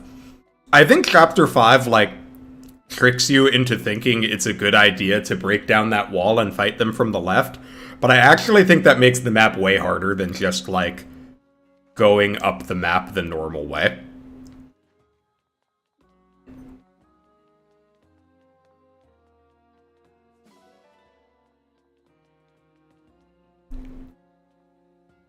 Yeah, I don't really know what the game is doing with the optimize equipment button sometimes. I've seen it make some questionable decisions. We are going to collect the fruit for the first couple Somniel visits. We're not going to do this every time, but I got to get enough ingredients to cook with at least. Alright, am I blind? Where are the goods? Should be right here.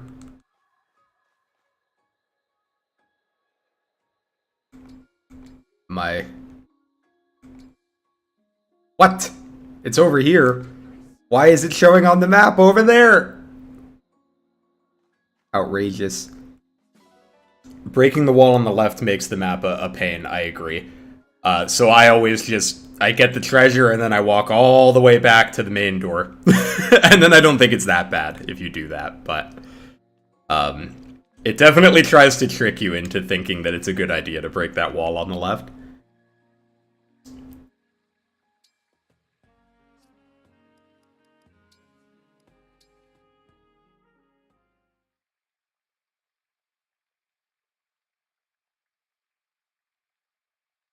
That makes sense to me that you could run down the one tile choke after you break the wall down. I think the real key is you don't want to run through that hole in the wall. You either want to go through the normal way or bait them backwards, but going through the hole in the wall... Oh, I didn't mean to skip that.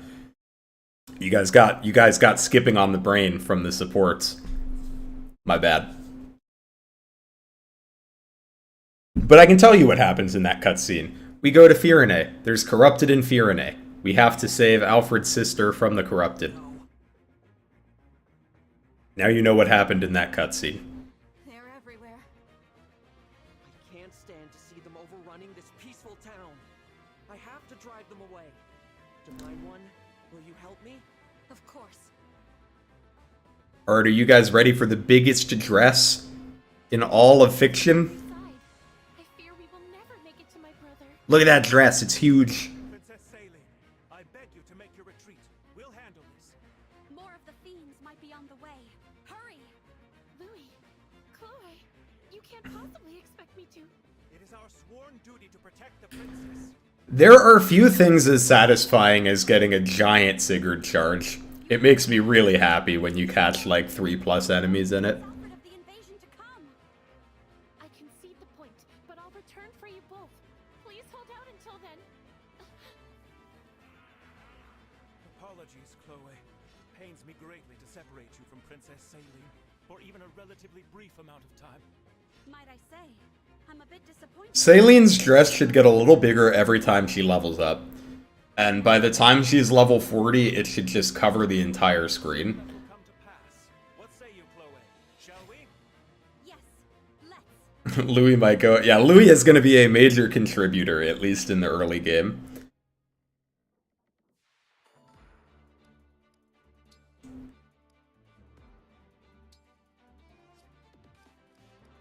Alright.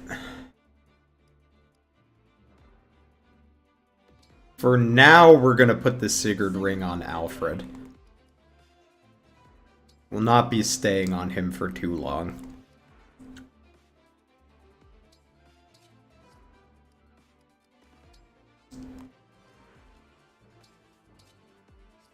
Saline dress mod when. So, you know, people have apparently found that this game is, I guess it must not be that hard to mod. Because I've seen people going pretty nuts with some of the mods.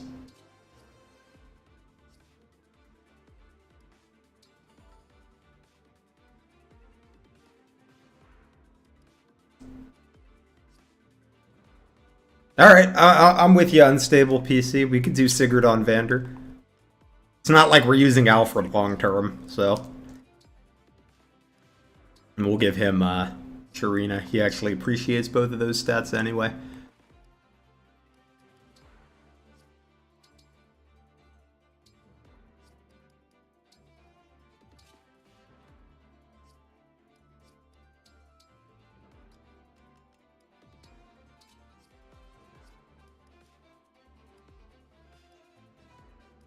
And we'll give him the lance for now.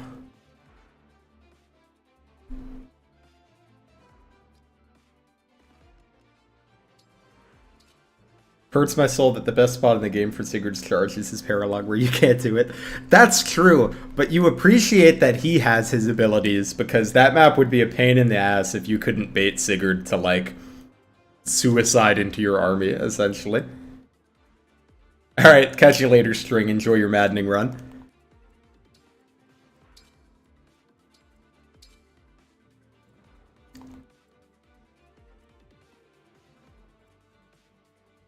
Alright, let's do some quick math. I want to make sure my turn 1 is going to work out okay.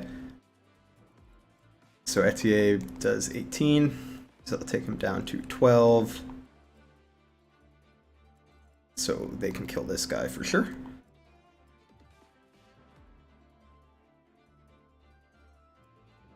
Oh, I'm glad you've been enjoying the stream. And that's an interesting choice. I have not seen anyone say that they gave the Pact Ring to Amber. So you are unique in that regard. One of these days I'll get around to using Amber. I actually think he comes with very good stats when he arrives. I just, for whatever reason, I haven't used him in my first 2 playthroughs. I appreciate that he likes alpacas. Before they arrived, Mother sent me to warn you. But then we were ambushed on our way to Flora Port. Louis and Chloe stayed behind so that I might have a chance to escape. Please, we must hurry back to them. Absolutely. Pardon me, Princess Saline, but do you have the emblem ring? Yes, Mother gave it to me. Why do you... Goodness gracious! The Divine Dragon? You're here! You're awake! Say my name! May I say... I hate that they don't say your name. I know it's because they can't, but I'm like, man, why'd you let me name myself? The words. They're coming to me. Care for us, Emblem of Echoes. Amber comes in at a weird time. He does come in at a... Well, Amber's kind of a weird unit. He comes in at a funny time because he's like a funny man, right? Ooh, that Gaiden music. Or Gaiden, as someone corrected me in one of my recent videos. That's been one of the fun things about making videos about a game where most of the games don't have voice acting. I'm learning all of the words that I've been mispronouncing all this time from the videos. This is the emblem that was in Firene's ring. Emblem Celica. How marvelous! The thing that Amber does when he arrives is Amber makes Alfred look real bad, is the thing that Amber does, because he's in the same, he's in a horse class, and he comes and he probably has better stats than Alfred.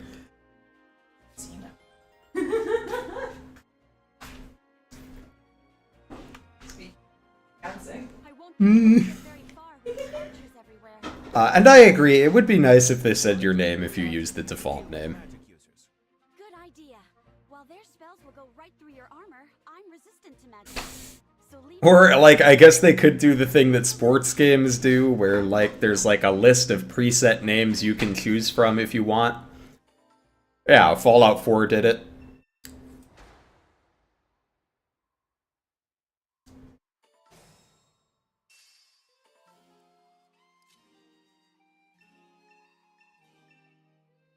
Look at that house. The gate is wide open. We'd better warn them to lock up so the corrupted don't get in. I've always enjoyed the premise that, like, we need to tell them a battle is happening so that they can close their door, and I'm like, what, they can't hear it? I have a feeling we're being pretty loud, you know?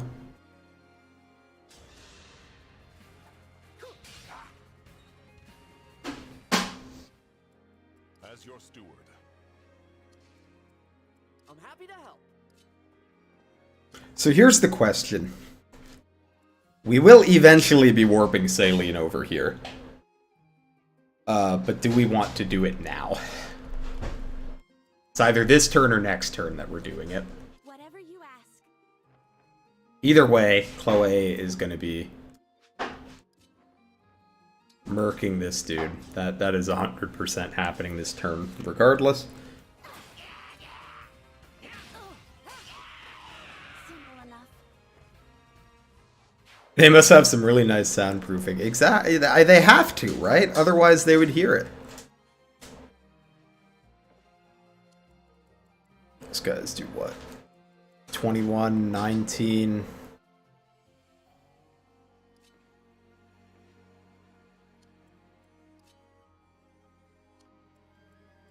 Here's my petty complaint about this map. It would be really nice if Louis started with the javelin. Because he has this archer to deal with. Here, we can stick him there and he'll be fine, and we'll teleport Saline over next turn, I think.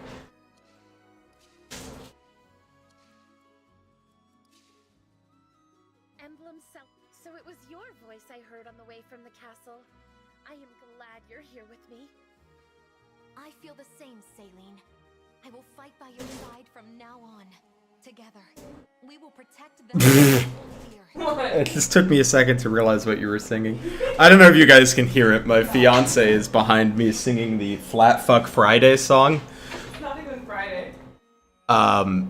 Which comes from, I highly recommend the Gators Daily Twitter page.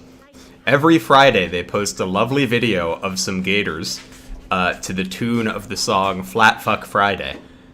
And it is one of the highlights of my day every time. Okay, we gotta do a little math here.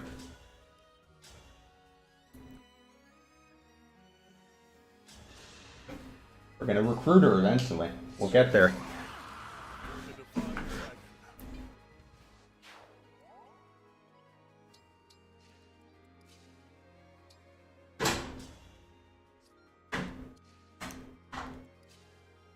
Can actually get away with not engaging her here, I think. Yeah, definitely.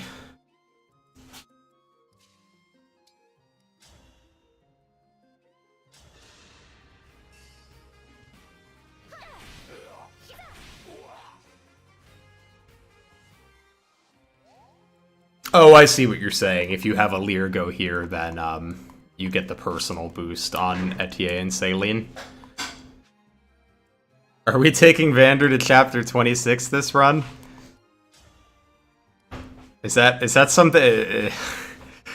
Let me think about it. Let me think about how long we can get Vander to last. Because that does sound like a kind of interesting challenge, at least. Also sounds like it's going to make me want to die, but... I've got this.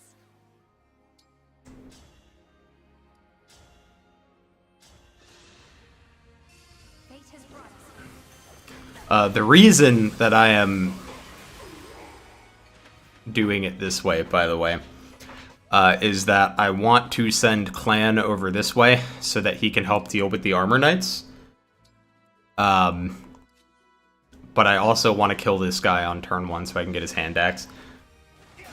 Have I done the online stuff? I have tried the online stuff a little bit. Like I've done a couple relay trials. I don't think I've done the thing where you get to like make a map yet. Maybe I should. It seems kind of neat.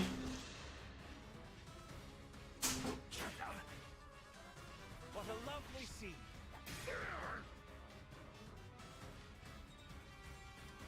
Bro, armored units fighting is pretty funny. My man gets a crit and he's only half health to the other guy. Vander your heal bot instead of Jean or Fram. Yeah, you could make him a healer. He would do fine.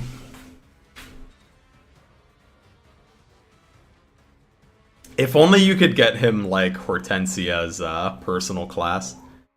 That's what he really needs.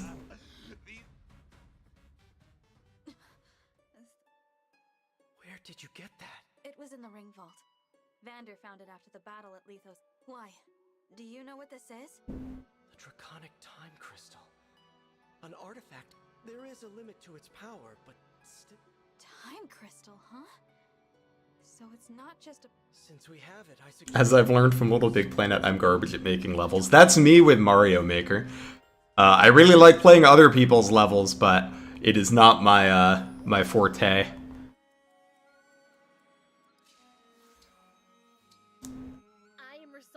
Although, honestly, that might just be because, like, most of the games with level makers I've played are, like, platformers, and I kind of suck at platformers in general.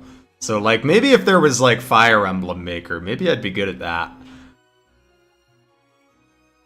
At the very least, I have a lot more ideas for, like, about, like, what makes a Fire Emblem map good than I do a platformer.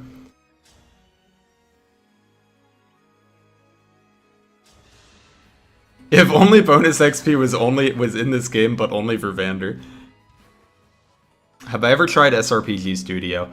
I've taken a look at it, but I haven't like spent a ton of time playing around with it. But maybe I should one of these days. I've made a couple little prototypes of things in Unity. Does Wargroove have a level editor? Maybe I'll have to try that. I mean, Wargroove is a little different when there's, because, you know, there's not, like, permadeath. So the games are designed pretty differently. But I didn't even realize Wargroove had a level editor. I guess it makes sense. It's based on, it's basically a spiritual successor to Advance Wars. This is nothing.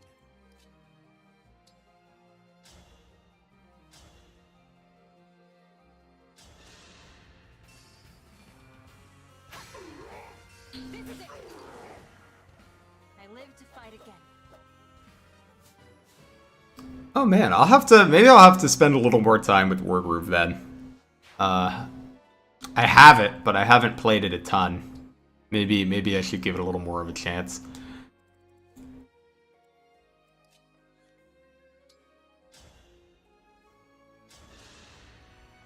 So that's my problem with SRPG Studio, is I really don't like the default assets, and I know I can get other assets, but it just seems like a lot of work.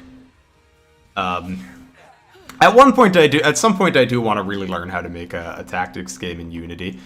I've done a little work in Unity before. I do a game jam every year, so I've made a few projects in Unity, but I haven't like made a tactics game yet.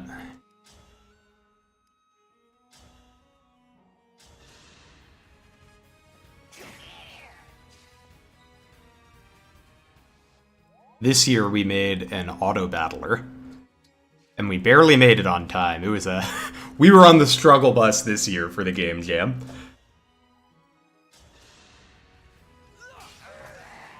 I'm excited for the Advance Wars remaster. I'm not the best at Advance Wars. I'm a lot better at Fire Emblem.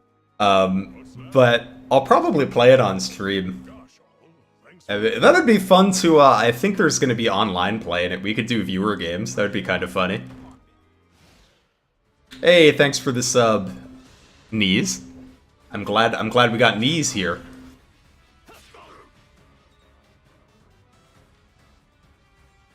But Advance Wars is a game that I was playing right around the time I started playing Fire Emblem. Woo! Vander, he misses 93s, but he hits the 5% crits, baby.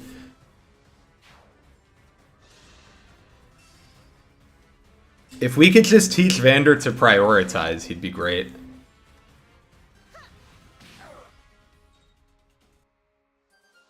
Have I tried Sacred Echoes, the GBA demake of SOV? No, but that sounds kind of amazing.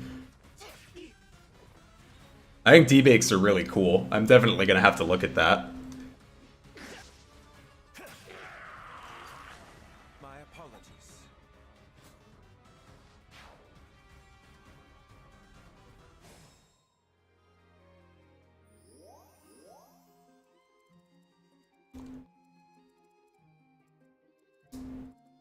If I can, I shall. 35! Ooh! I'm assuming you can't kill him, right? Oh my god, you can. You totally can just kill him. But you're... Oh, but you can't because Louis can't kill this guy, so it will not be safe for you. Okay.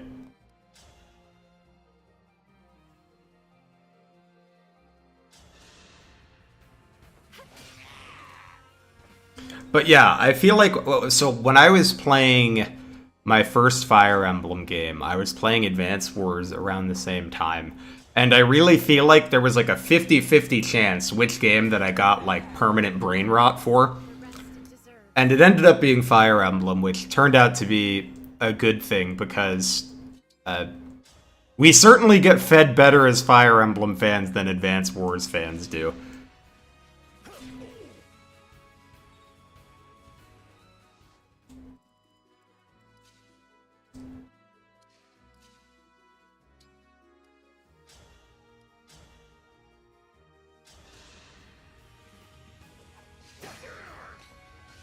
I'm gonna try to position Vander to where we can engage and get him up here to help next turn. What's our move?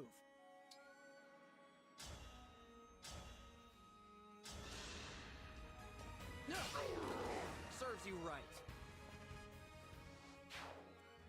We just don't get Advance Wars very often anymore. Like the last one we got was DS era, right? I always found the art style very charming.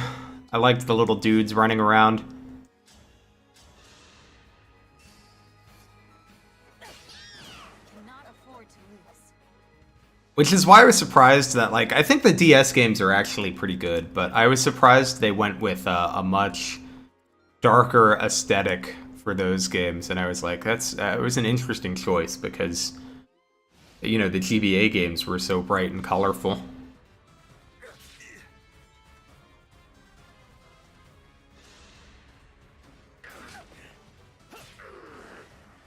That's interesting that the archer comes to hit Boucheron. I guess he doesn't want to attack, We're losing ground, are we?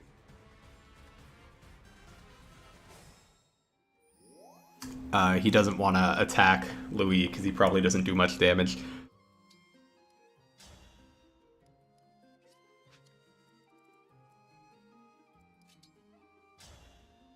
I don't know why this guy didn't attack Louis, though.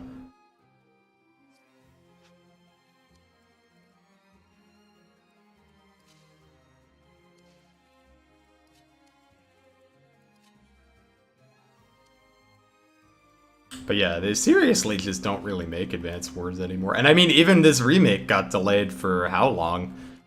After being basically done.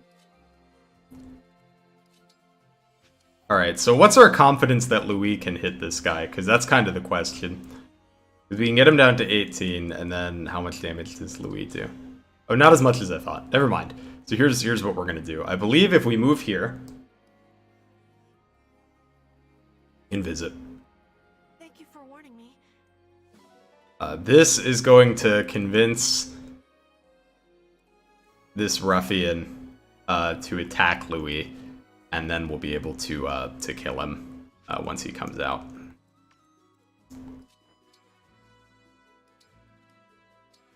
And heal our friends here.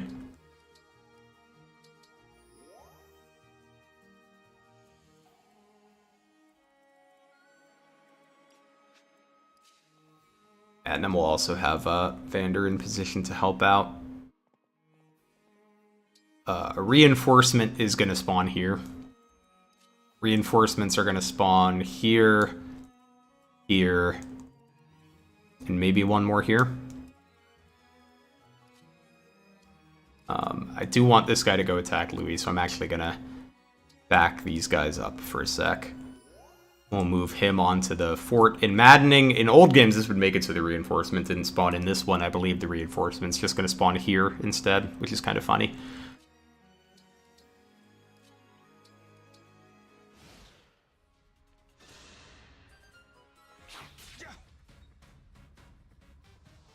Oh, he does have a hand axe that I totally could have equipped. So that was a mistake not to. But that's okay, that's how we learn.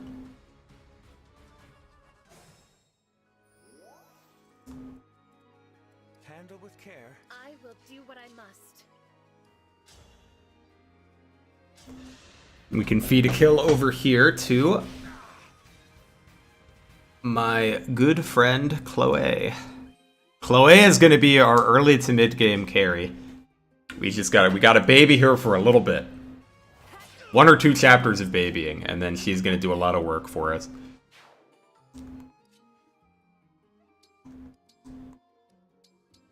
I've always found on this map that I just have a straggler at the bottom. Yeah, I often do too.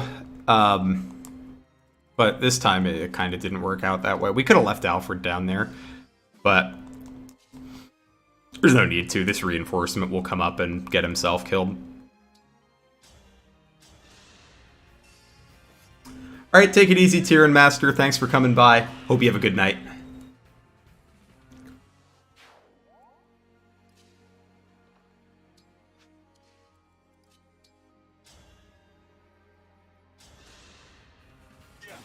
Boucheron giving us the pair-up attack that I crave.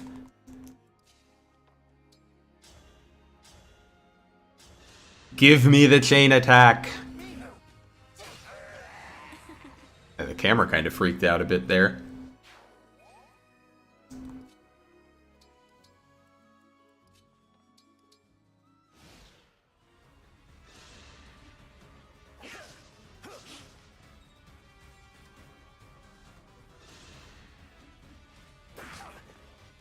God, Louis is indestructible, man. It's incredible.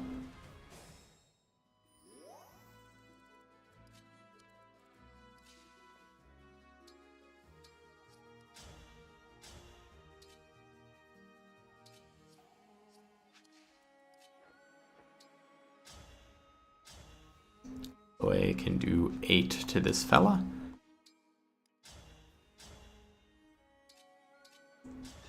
Alright, Vander, don't fail me now. Good man.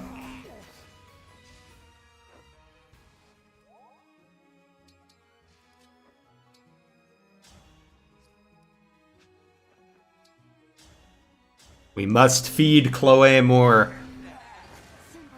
I'm thinking probably Griffin Knight for Chloe this playthrough. I think my issue with Chloe sometimes is her strength. Her low strength, I think, can be a problem on Maddening. Can she just... Does she kill both on an Echo? That's kind of funny. However, if you make her a Griffin Knight, I think you can stick a Levin Sword on her, and then she's pretty good.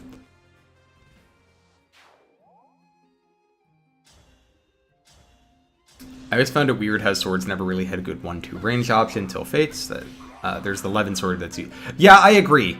We didn't have, like, a common 1-2 range sword for a long time. And, like, in early games, like, you have the Levin Sword, you have the Light Brand, but you often only got, like, 1 or 2 of those in an entire playthrough. Sometimes not even. So you're right, for a long time they just didn't have one for sword. I honestly wonder if it's just because they couldn't think of a good one, like, to put in. Because, like, hand axes and javelins feel a lot more, feel very natural in basically all medieval settings. Louis! Princess Saline, how relieved I am to see you unharmed. The divine dragon brought And the wind edge does kind of suck, except against flyers, I agree. imbued with her strength. Pardon? The divine dragon is here? Indeed. I will explain everything later. For now, let us restore order here. I promise I will never leave you behind again. Come, let us fight together. As you wish. Princess Saline and I also remember, let me check the exact thing that hers does. I know it's based on if there's a male and a female ally. Yeah, this is really easy to trigger. And +2 damage is pretty good, especially on a unit that it's pretty much going to double all the time. And her speed is pretty cracked.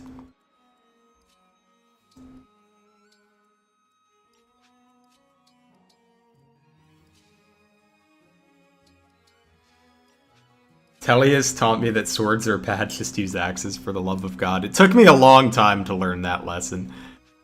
Back when I was like, oh, I just like the cool weapons. I always thought swords were the coolest.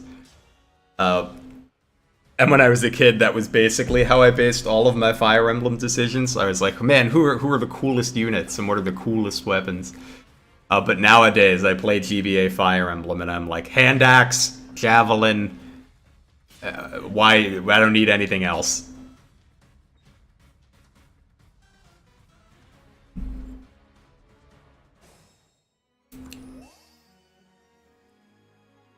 And I agree, asymmetries in weapon types are interesting, especially, you know, because if you're in a game where units have different weapon proficiencies, what's the point of that if all the weapons are the same, you know? So I do think it is important that there be some asymmetries in weapons.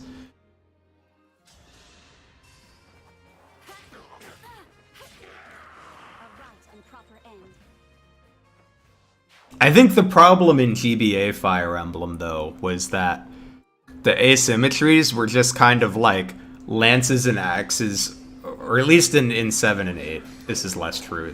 It's not as true in 6. 6 had some things that made swords useful. But, like, in 7 and 8, it was often, like... The asymmetries were just that swords were kind of yucky. And you'd rather have something with 1-2 range. But I guess in other games where 1-2 range isn't as essential all the time, it doesn't matter as much. What's your deal? 16 on 7 speed? Okay.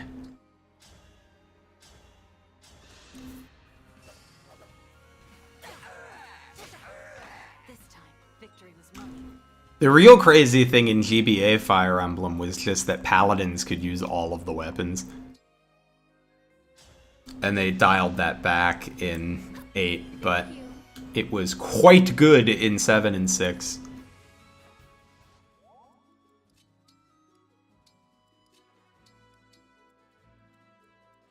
By the way, I'm curious, are you guys names or numbers people? Do you like usually refer to the Fire Emblem games by their subtitles or do you use the numbers?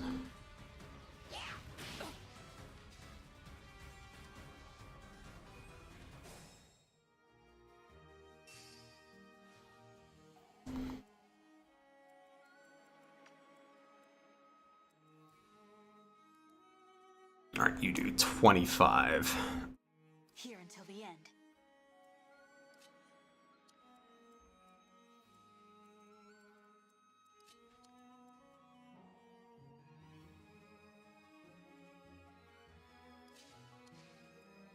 Yes, I would agree that the prominence of 1-2 range weapons was probably not the best example of good design in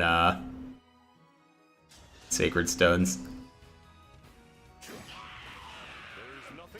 I don't think there's anything wrong with the names or the numbers. The only reason I say numbers is because when I used to, when I started playing Fire Emblem, And people would talk about it on internet forums. Like pretty much everyone used numbers. So that's just the way that I'm used to referring to them. At least up until Awakening, because then I think a lot of new players came in and none of them referred to them by numbers. So then, like, everything after Awakening I think of by name, but everything before Awakening I think of by number.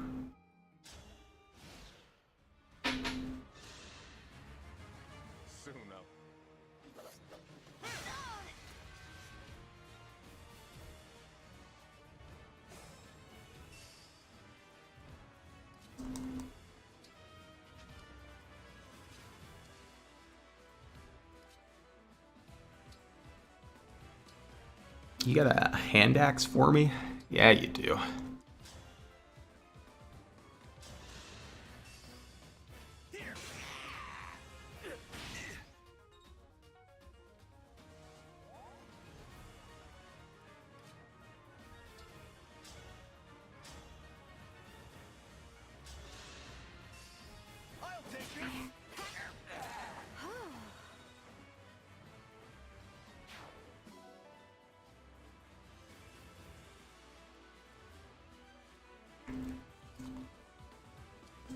But I think for a lot of people, it's probably easier if I say the names now, because I feel like, I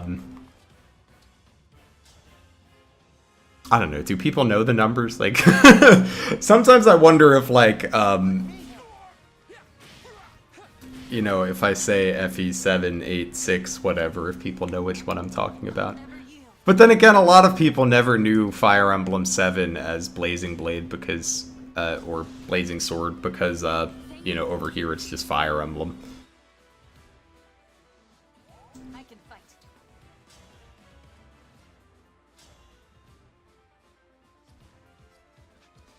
Ooh, I'm surprised the rapier doesn't do a little more.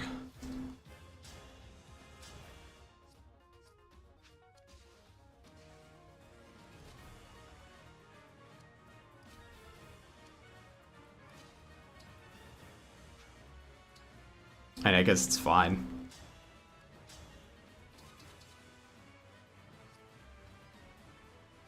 Veteran plus skill is mean. Ah, that's it. I was gonna say, what the hell? I don't think it really matters, though. It just means we're probably gonna give the kill to Louis instead of Alir.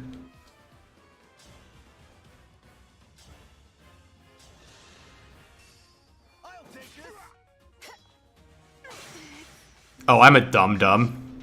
Imagine not knowing how to count.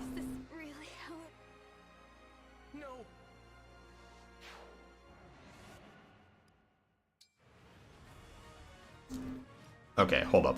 We're just gonna do the whole thing over. I would not have done this the way that I did had I noticed the veteran plus.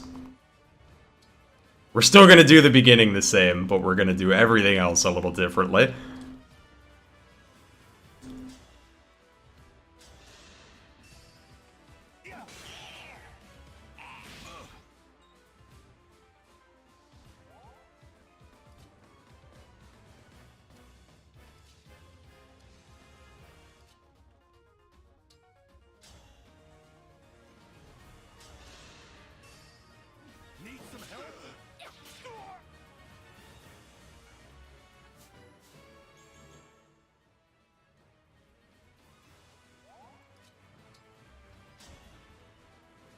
Yeah, this will take him down to 2, and then whoever can kill him.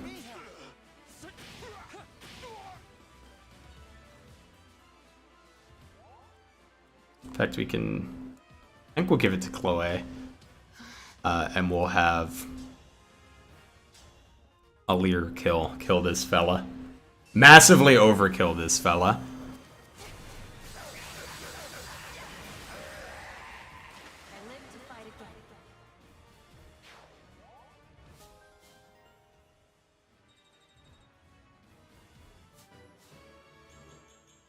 Woo! Strength level up and speed. You love to see it.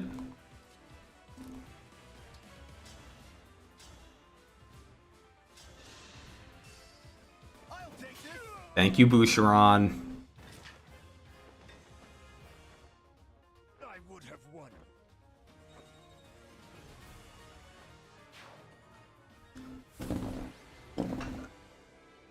I will say, well, Boucheron is definitely not going to be on this team for very long. I do appreciate his early game contributions as a chain attacker. He does do something no one else can do for a little bit.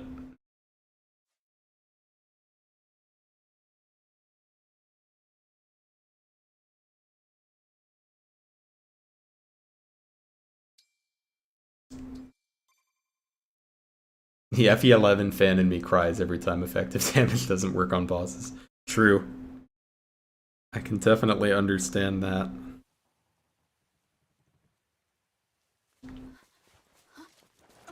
I need to play FE11 more. I did not appreciate it enough when I was a kid.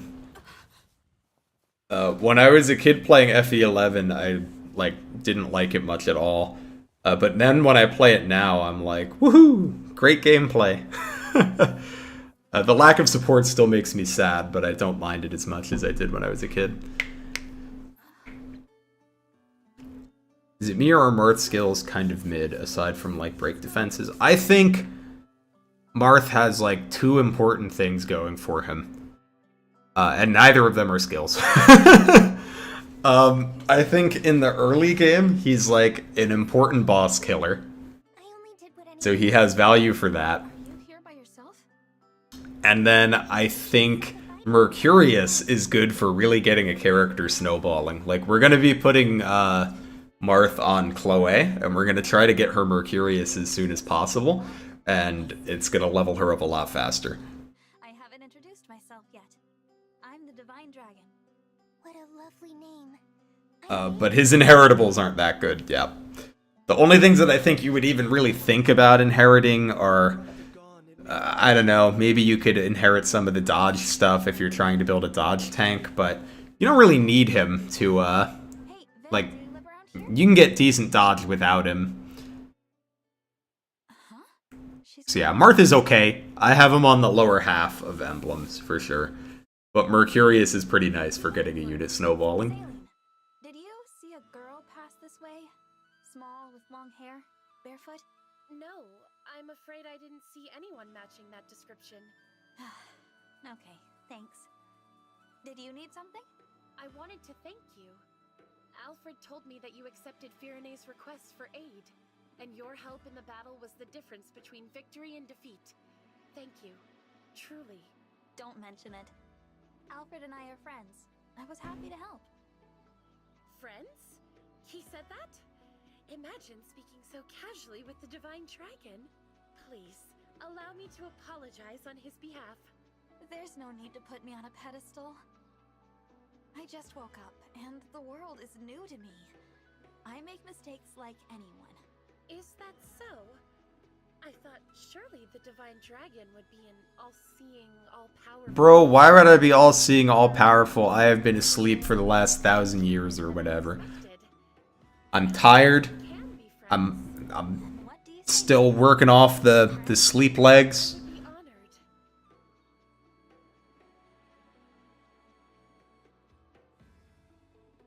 You don't even know. Maybe Alir had a big party before they went to the big sleep. Maybe they're even hungover. They don't know. Can I adopt now? Yes, I can. It is time for the beginning of the dog mines.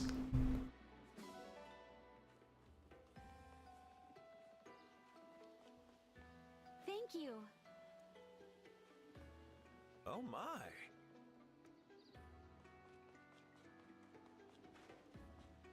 Also, sorry if you keep seeing my camera like pan up randomly. I have a bit of drift on the right stick. I like Chloe, she's cute, good flyer. Wish she would stop watching me sleep. True. Chloe is gonna get pretty insane for us, though.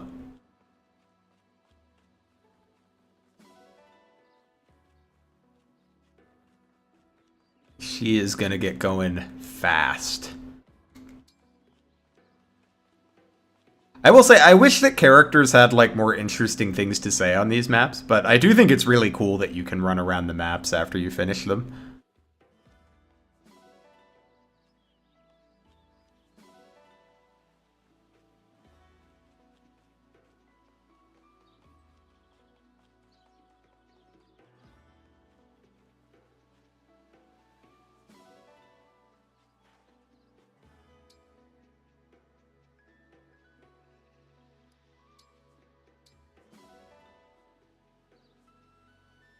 Well, evidently, Alir does not mind people watching them sleep because, you know, they have someone come in and wake them up whenever they sleep in their bed, so...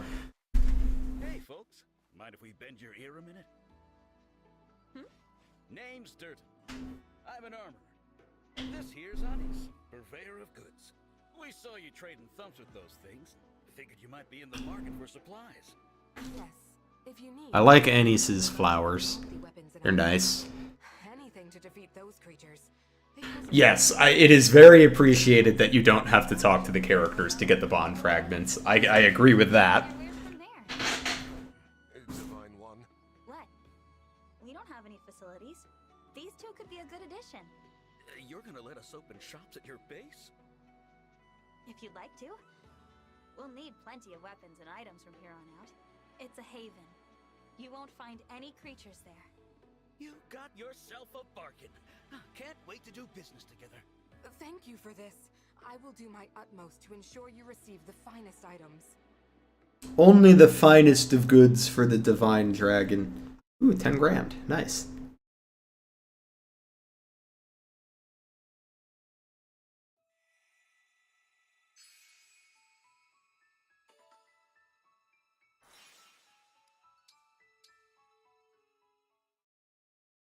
And he's for CYL 8. The characters waking Alir up and sleeping is a weird mechanic that reminds me of the face petting. Yeah, definitely. I mean, they're even like, you should wear headphones for this. It's like they're like, are you ready for the ASMR segment? So definitely agree with you there, Prize of Spades.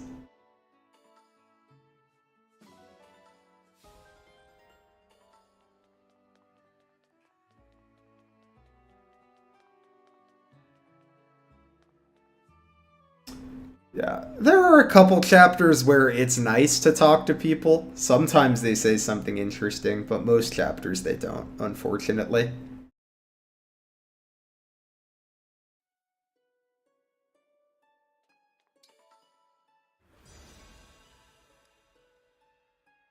I enjoyed reading all the... I haven't been like a Fire Emblem Heroes person in quite a while. Here's the other feature that reminds me of the face petting in Fates.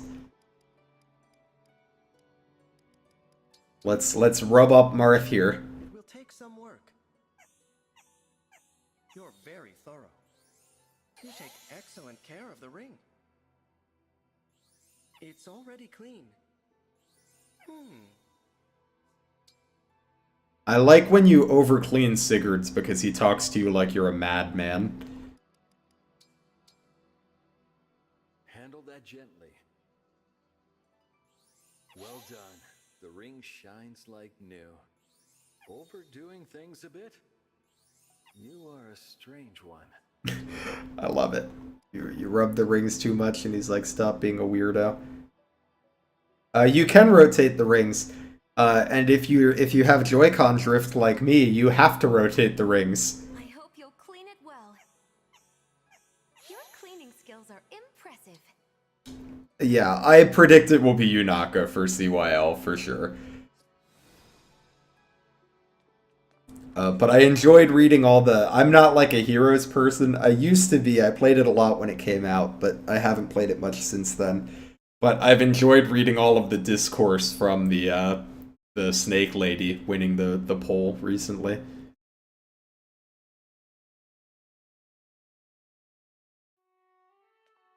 Can I go in the arena yet, or is it still closed? Still closed.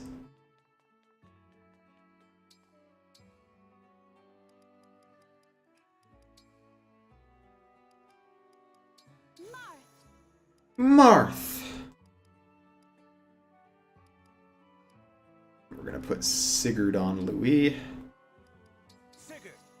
Celica can stay on Saline. That should be good. Yeah, I am glad in this, for the purposes of this game, it's nice that my Joy-Con drift is the right stick and not the left one.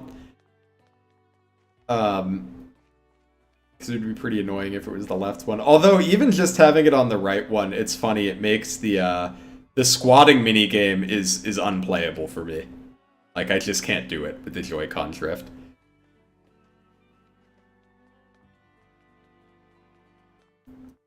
Dual Robin winners would have been cool.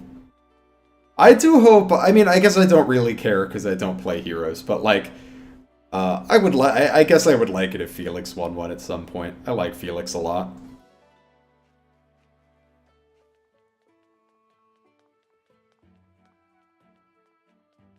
Yeah, my other Joy-Cons have left Joy-Con drift. What I really need to do is just bite the bullet and buy a Pro controller. But I shouldn't have to, you know? It's like annoying that I have to do that just because the Nintendo controller is bad. They're not that cheap, so I don't really want to.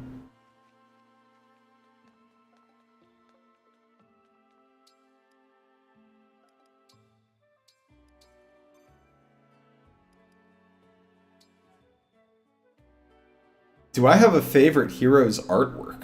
That's a good question. There is a lot of great artwork in Heroes. Let me open Heroes on my phone right now. I think I still have it installed because I got it to get the Heroes rewards for this game. Let me pop it open and I'll tell you who my favorite art is from it.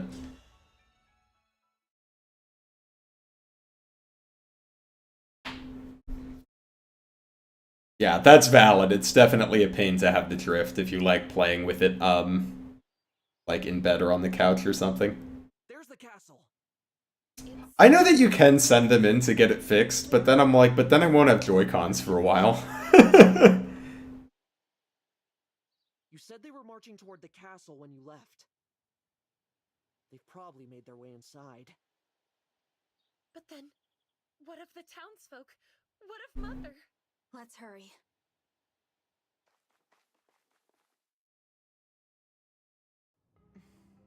You're a Krabben fan? But our forces have taken the castle. This is the part where you tell me where you've got the ring stashed in here. Who's to say? Is it inside the castle? Out on the grounds? I'm asking all polite like. Come on! Hi, Hanako. I'm not in the habit of speaking to lowly vermin. That's all that you are, the lot of you.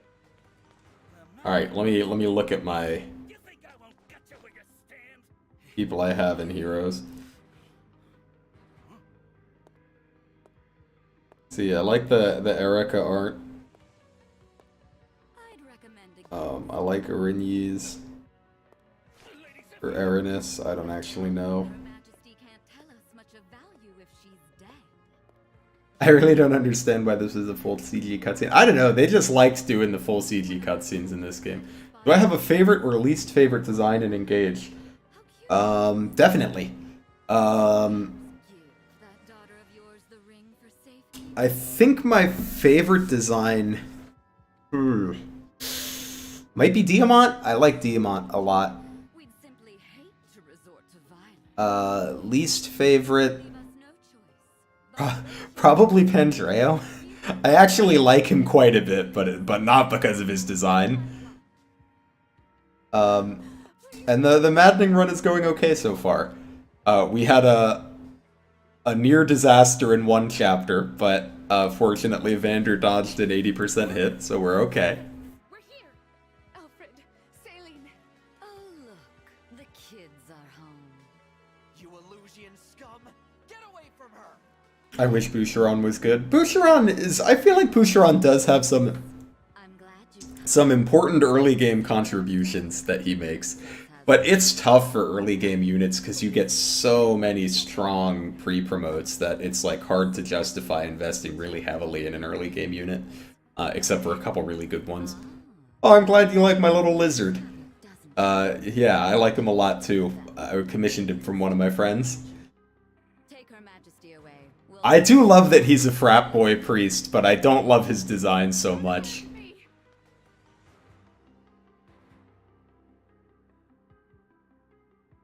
Mother! Let her go! All right, enough with the dramatics. Huh? You look familiar. No, it couldn't be. Who are you? I am the Divine Dragon. Such lies.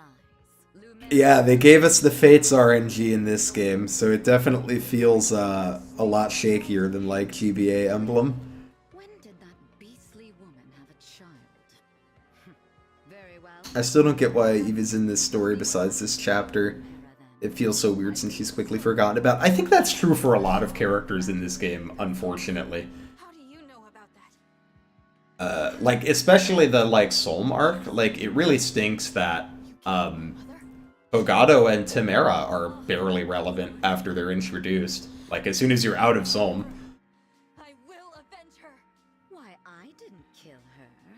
I will say you're coming. Which is a shame, because I quite like both of them. Assuming you are the beast's offspring, because that means you have them. Do you guys think Zephyr is going to be recruitable in the, alternate universe DLC? I'm hoping that we can recruit her and Gris in that DLC, and I guess Marnie too. But I'm more excited for Zephyr and I'm hoping for Zephyr and Gris. Freed Lord Sombron from his imprisonment. Fell Dragon has returned. No. Of course, even we couldn't have accounted for you. His return must have awoken you. Show a little gratitude. I think they do explain why. Don't they explain why Zephyr and Vale don't remember? I think Zephyr does, right? Isn't he just not talking about it? But you're right. The writing in that "Are you no never mind" line is a little awkward. I wish more units were good. That's fair. Definitely early game units in this game struggle for sure. The masochist guy, yeah, that's Gris. He's so funny to me. Not going to let them hurt Queen Ev or anyone else. Get the ring. Yeah, I really like Temera's design too, and Fogado's for that matter. I wish they got a little more time in the story. Oh man, Morian would be a fun recruit for sure.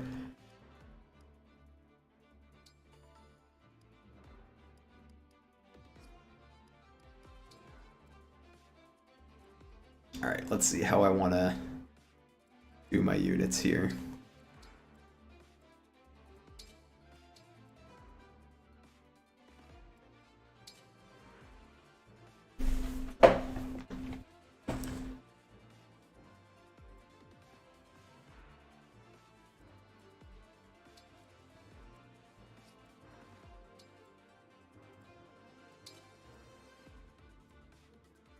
Well, I don't think they explain why Vale doesn't remember. I think you're just supposed to chalk that up to the big nap and the like brainwashing.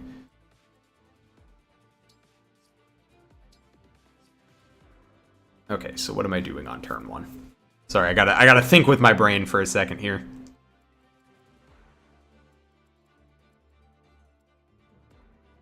Okay, so they should be able to take out one guy, and then Louis can, yeah, this should be fine. Oh, I adore Mavier. I gave him the Pact Ring in my first playthrough. He's one of my favorites.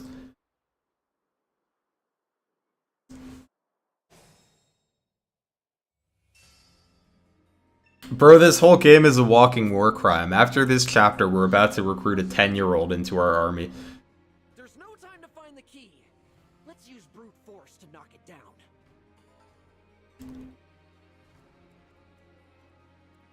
What's next? Understood.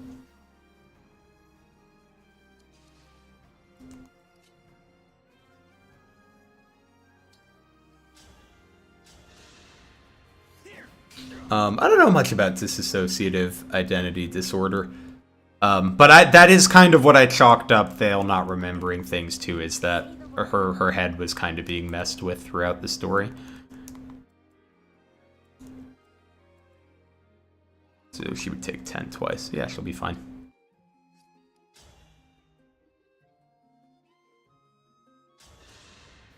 Heavy engage run where you spare the children the horrors of war when. Well, that's like half the cast, right? Isn't like half the cast 17 or younger?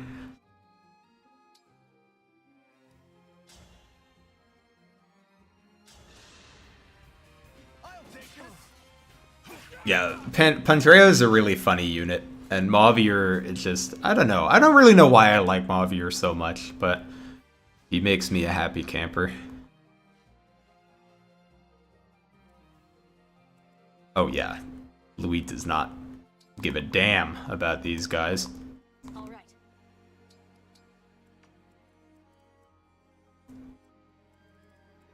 Yes.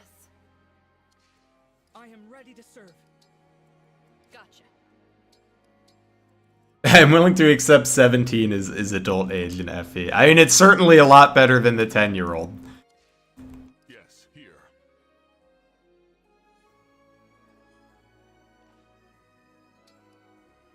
For whatever that's worth.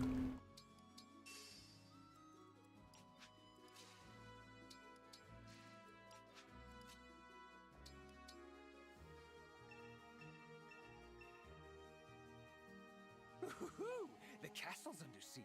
Mighty fine time to nab some treasure. I started seeing his paralogue and Louis gets crit by the first berserker. That's tragic, dude.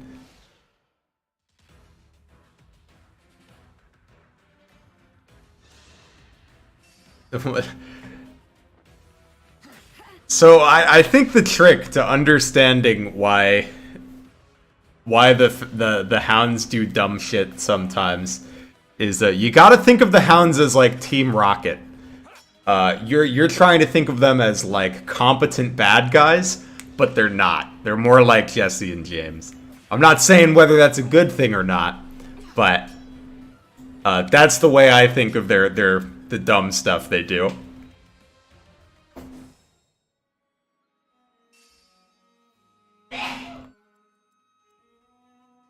Yes, Zephyr probably should have recognized you immediately. I agree with that.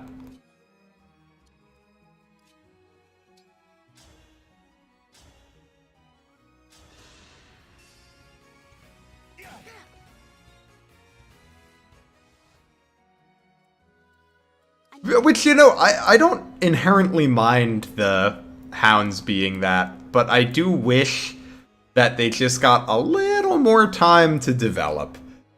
Because it feels like at the very end, they're like, here's their tragic backstories and why you should, like, sympathize with them. And I'm like, I don't know, couldn't you have brought that up, like, I don't know, before the very end of the game? I think that would have made it work better for me.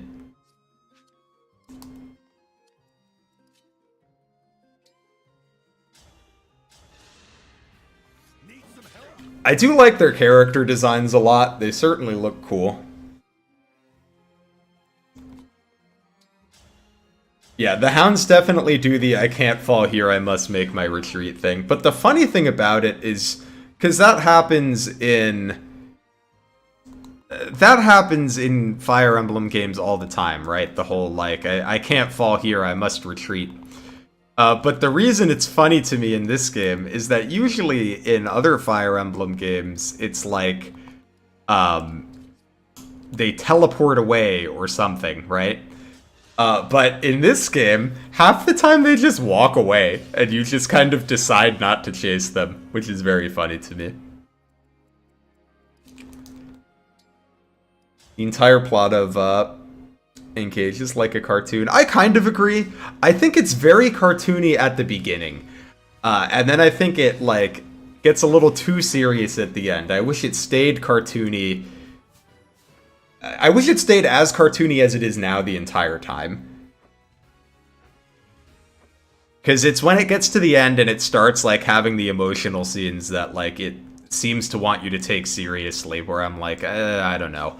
When it's being goofy and having fun, that's when I enjoy the story most. Except for Chapter 10 and 11, which is legitimately a pretty cool emotional moment, but the endgame ones don't work as well for me.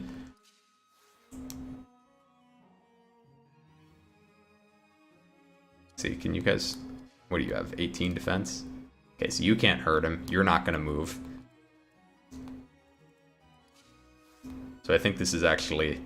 I believe this move is actually okay, even though it, like, looks kind of dumb, but I'm pretty sure it's fine.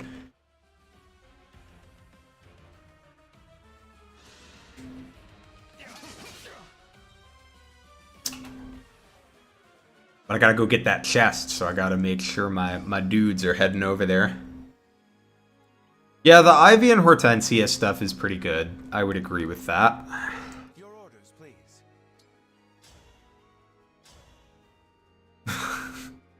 Is this even good? Like, I can overcharge here, but, like, is it even good to do that? It's your defense 18. Honestly, it's probably fine. Let's do the big overcharge. It's fun to do a big overcharge.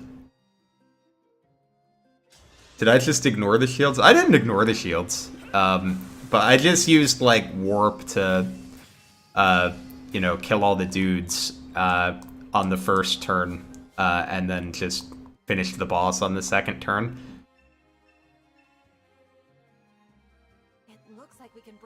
I was not expecting to like Hortensia as much as I did. Because initially, I remember when I saw the character design, I was like, I don't know, it's a little over the top, it's a little silly. But then I ended up really enjoying the character.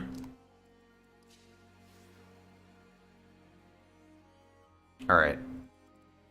I'm not sure what these guys do if they can't go up. Because normally this guy doesn't move.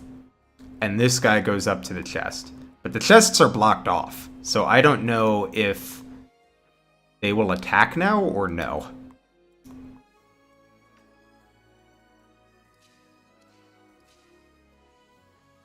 gonna play it a little safe. Because I'm not exactly sure how they're gonna behave.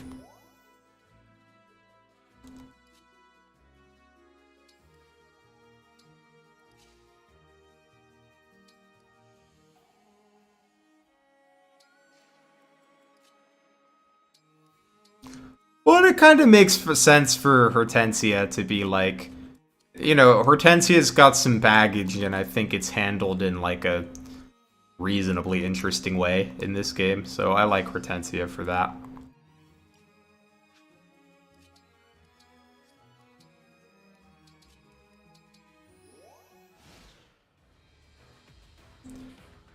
Yeah, some of the crazier maps in this game definitely have some Thracia vibes.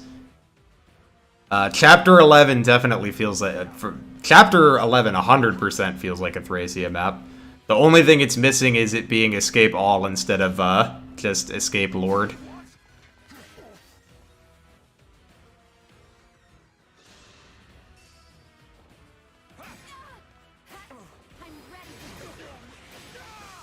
Simple enough.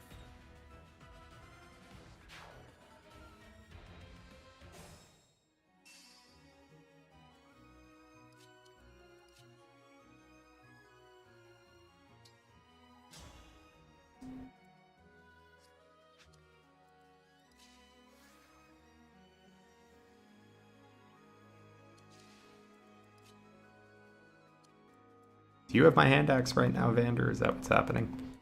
Yeah, I think you do.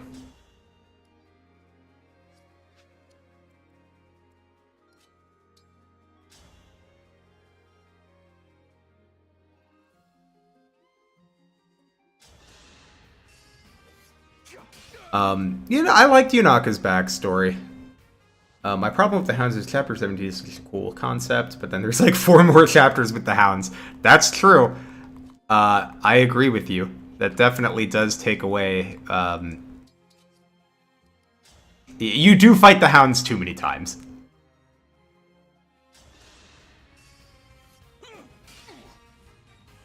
I agree with you about that.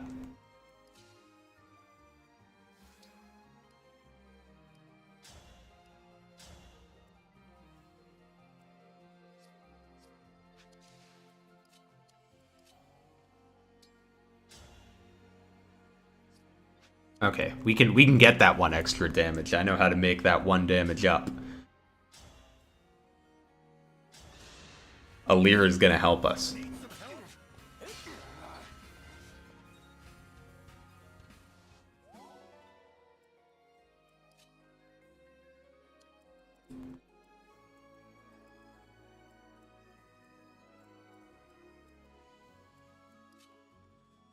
Ooh, maybe Alir's not going to help us because that would put her at, actually at a pretty big risk. So here's what we're going to do.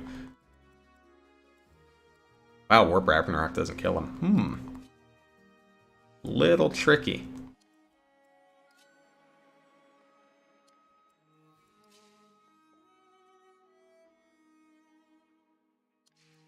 It is possible that I shouldn't have done this overcharge and aggroed all the enemies. I thought it would be fun to go down the choke point, which it was.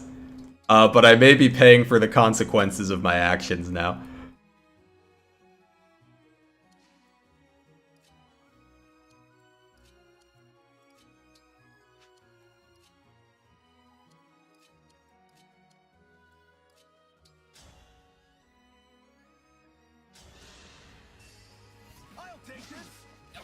So Echo with Saline gets close, but it doesn't quite get there, I don't think. Unless I am a dum-dum and miscounted. Oh, Echo would have gotten there. So that would have been smart. But I didn't do that, so we're gonna make do with the decisions that we made. Poor though they may have been.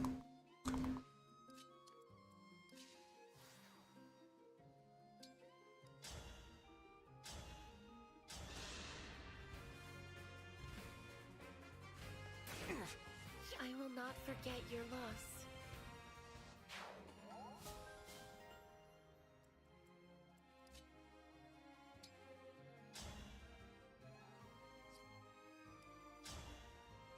Oh, interesting. She just kills him with a regular attack.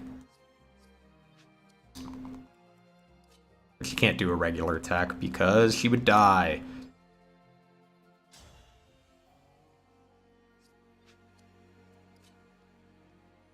Yeah, we might have to roll back to Do you have different builds in mind for this playthrough? Yeah, I'm definitely going to try to do a different build than I did last time. Okay, I'm going to go back to when I did this override. I think it was probably not the best idea.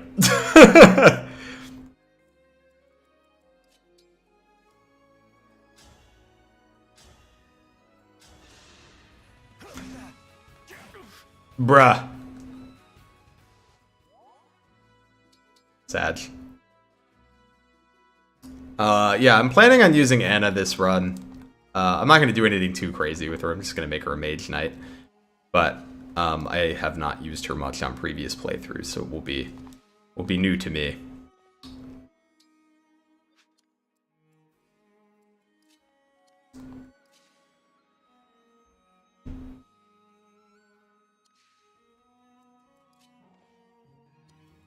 What do you guys do? 15 on 13 speeds? Oh, so you actually double Vander.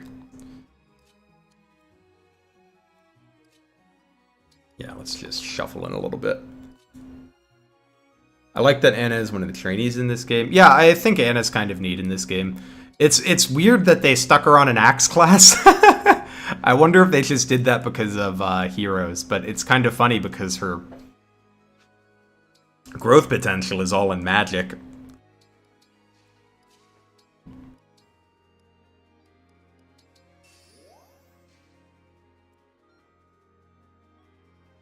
I don't know if Anna is S tier, but, you know, she's pretty good.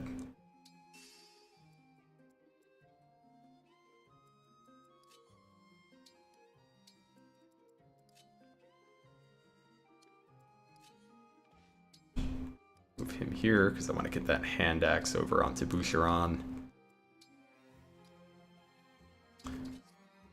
I think her helping you on the money side is actually a pretty important thing that she does, because money is tight in this game if you do donations.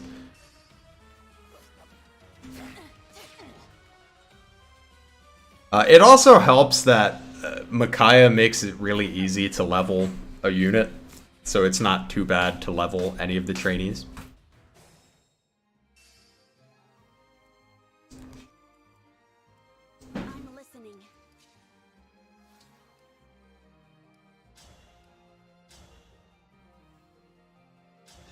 Okay, we're gonna echo this guy down.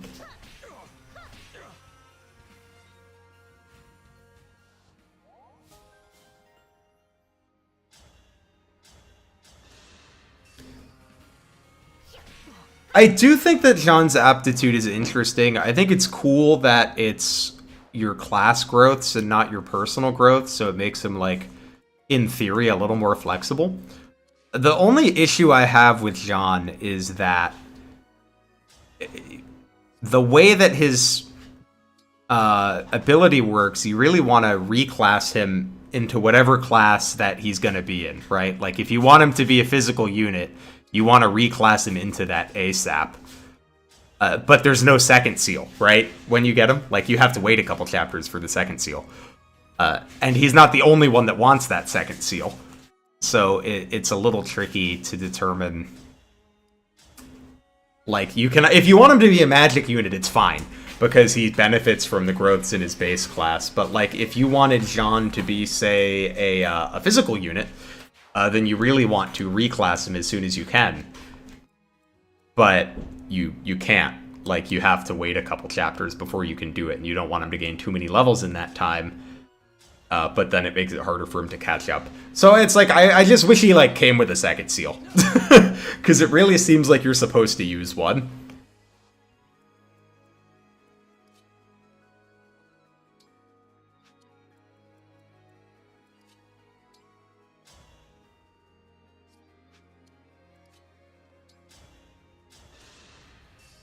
Yeah, I wouldn't be surprised if we get a second seal in one of the last 2 waves of DLC.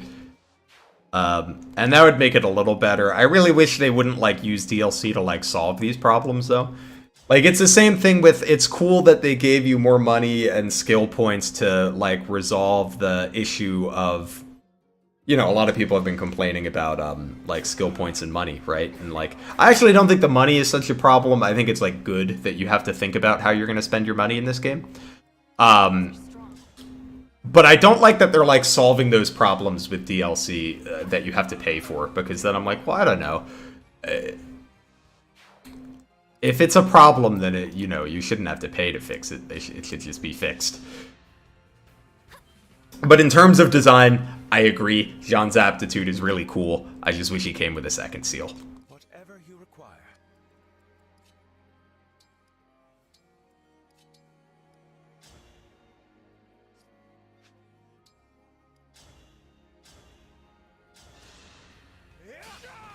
Was that sufficient?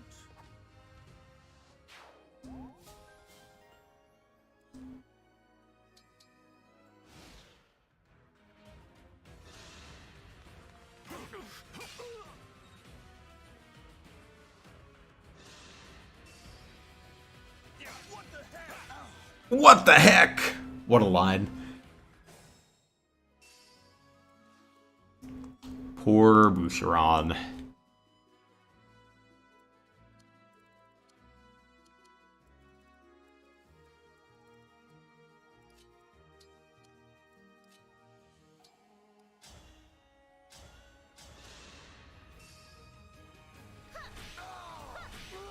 I will not forget your loss. That being said, the real perk of Jean is that he's adorable, and I like his hat, and his accent makes me laugh. And these are the most important things.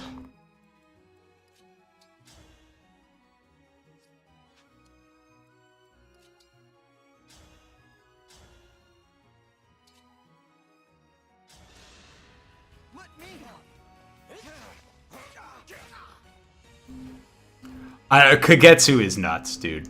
One of the insanely strong unit.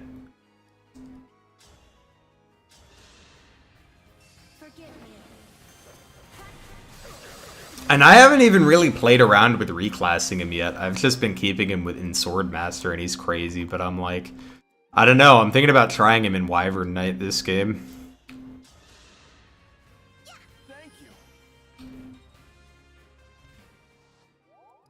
But there's a couple units that are just absolutely insane if you look at their bases compared to their join time. Like Kagetsu is insane. Marin is pretty nuts. Pandreo is nuts. Even Panette's stats are pretty insane for when you get her. Panette has the challenge of, I think her map gives her a bit of a bad first impression. Because she gets, like, she gets doubled by everything on her join map, but Panette seems really strong to me, especially with a warrior reclass.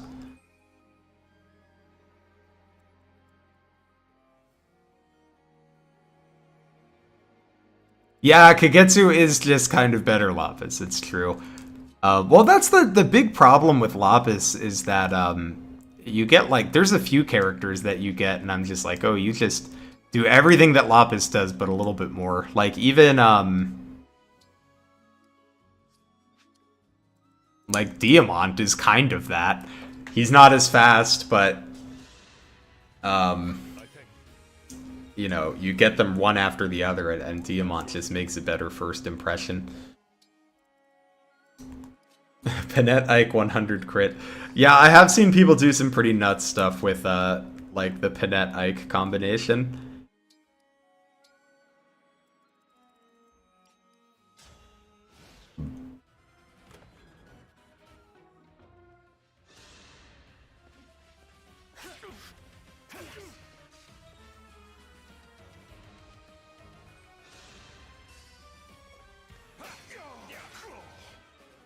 Cool.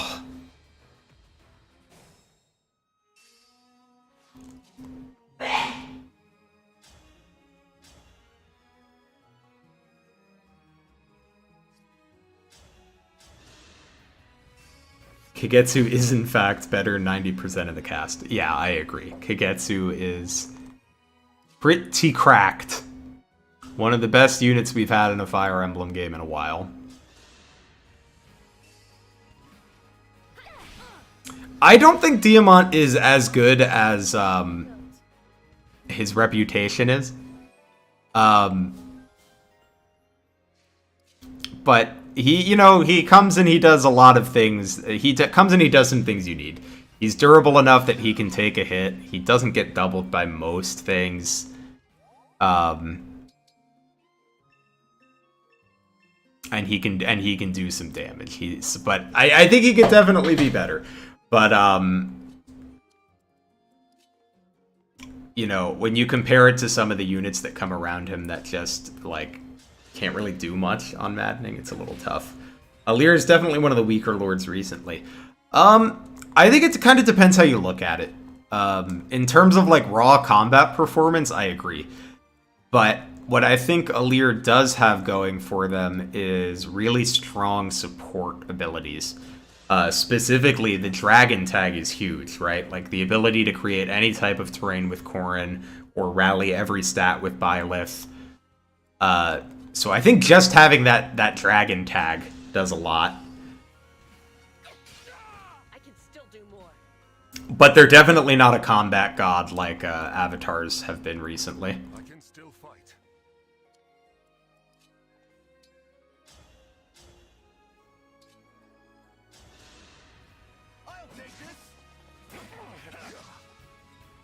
Oh, I'm a dum-dum.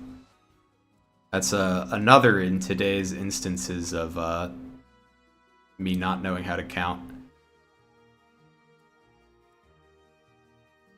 Okay, I believe she'll live by 1 health if she hits him. If he hits her, because he does. 23. Yeah, so it should be fine. I think if you want to make Alir a combat unit, you can, and they'll be fine. But I think they do better in the support role. Because the thing is, there's tons of combat units in this game, right? Like, you could have, like, almost everyone can be a good combat unit. But very few units can do support in the same way that... Okay. The consequences of my not knowing how to count. Let's go back and prove that I can learn how to count.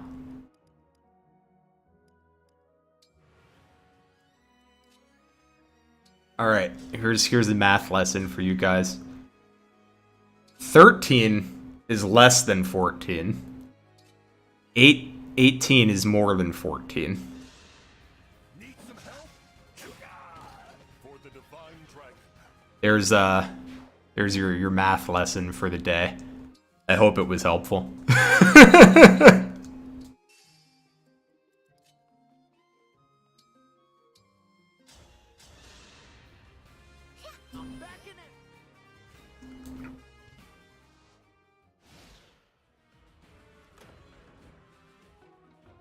Getting up there is going to be kind of close. I think I should make it.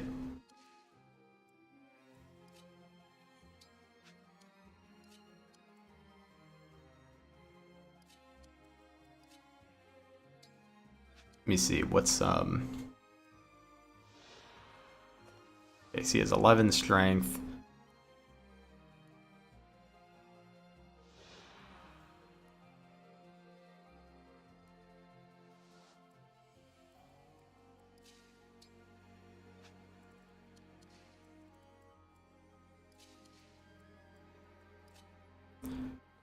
I'm trying to see if I can kill this,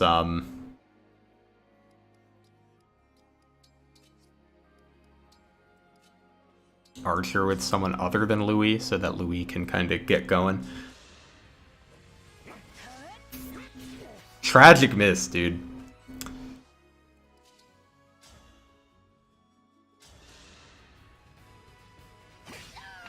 My apologies.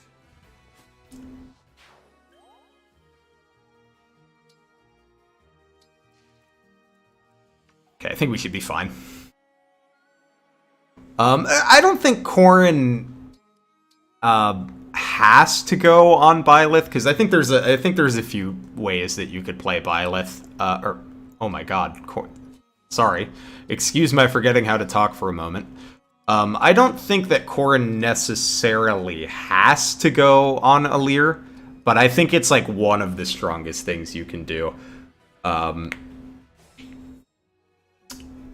I don't even usually use the covert on Corrin for exactly the reason that Ashley just said, is that if enemies have 0 hit on you, they just won't attack you. I like to use the fire, especially on a lot of the later maps. The enemies, like, there's just so many enemies, it gets really out of control. And I really value being able to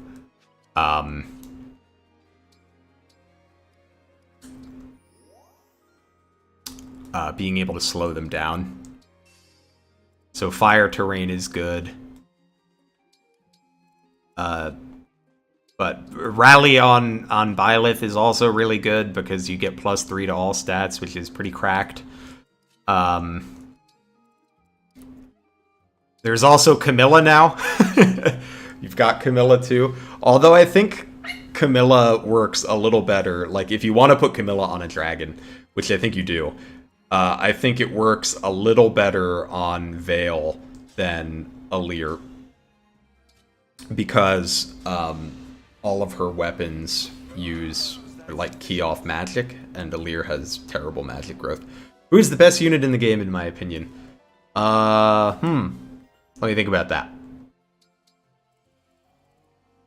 So I think the most, like, from the time you get them, I think it's Kagetsu, but I'm trying to think if, like, anyone's early game contributions plus everything they do after Kagetsu is, like, more meaningful than that, because I do think availability does matter.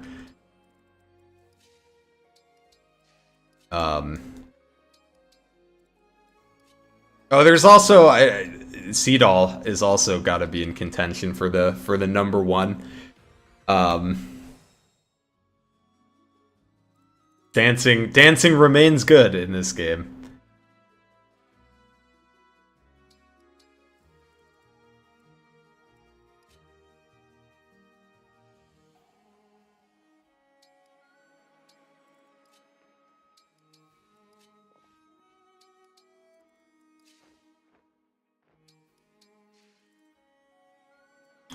Yeah, Chloe is very good too.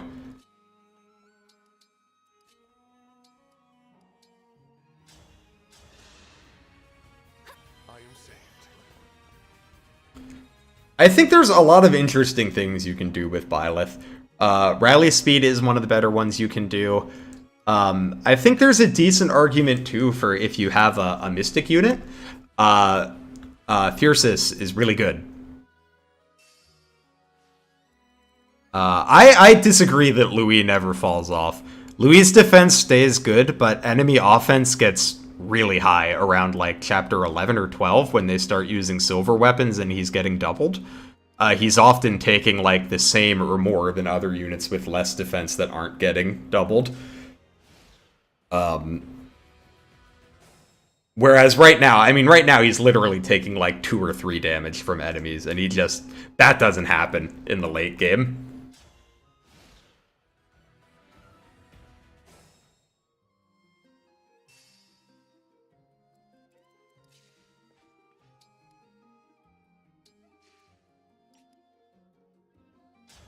So here's the thing. I don't think Chloe is amazing from chapter 4 to 26. Like, I would not say was she amazing in this chapter. I feel like she's been okay, right?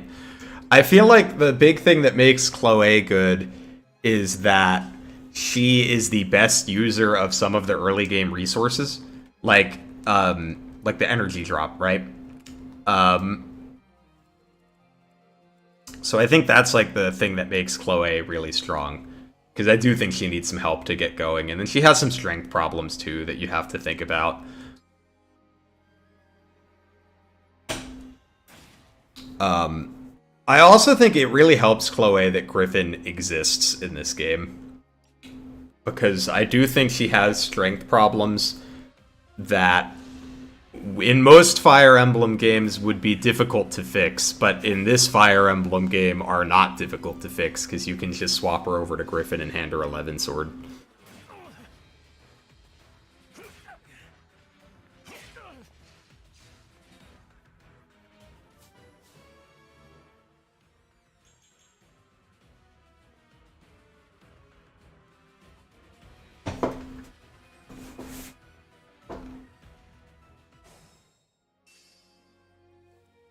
But yeah, Chloe does have a few very important things that other units lack, which is flying and ability to double, which are not always easy things to come by in Maddening.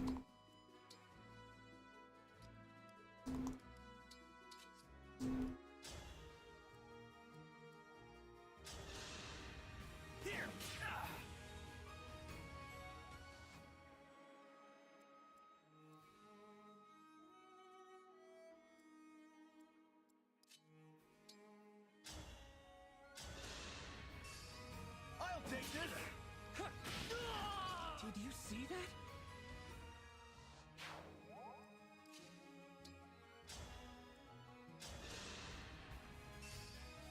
Need some help?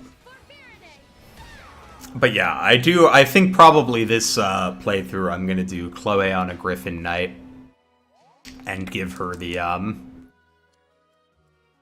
Erica band. Although I do think there's the Erica band is interesting because you can put it on like a complete non-combat unit, and then they'll still be able to like kill everything in the late game with Sieglinde because it's just so powerful against all of the enemies that you fight at the end of the game.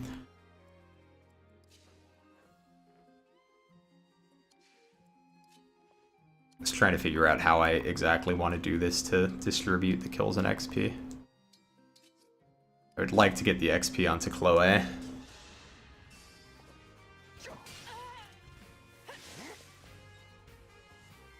Yes, I think once you get Kagetsu, I think Kagetsu is the best unit in the game. So it's really just a matter of to what extent you consider availability important. Well, I keep forgetting him. You would have to discuss Seedall too. Dancing, as always, is really good. Really good, really valuable.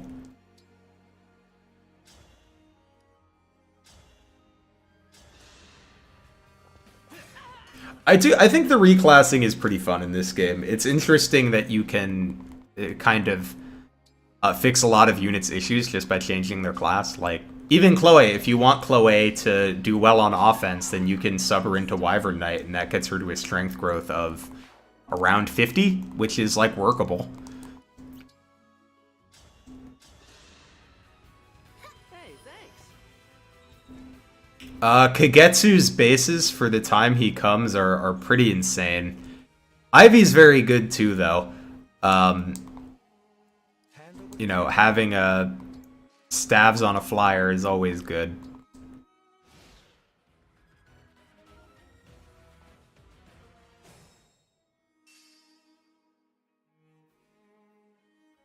So Kagetsu, like, I would say Kagetsu would be held back by Swordmasters being, like, just okay. If it weren't, like, really easy to reclass him. Like, that's not really a problem, right? You can just switch him. Let's see, 17 on 8. Yeah, you're not doubling. Got that Rider's Bane. Who's that sitting on?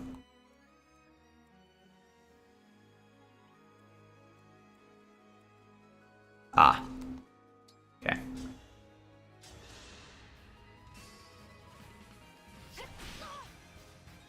Yeah, Ivy does appreciate speed. And there's a lot of ways to get her that speed. You can give her Lin and that works. So it's I don't think it's too hard to get Ivy the speed that she wants. Bruh.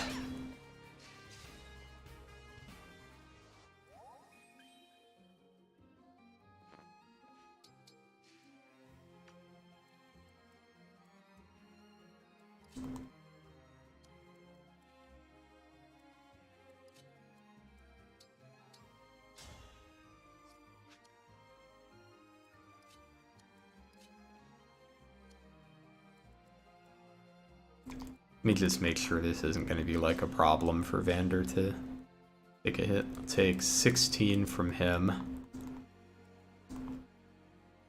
And 17 twice, so 14 from him. He'll be fine.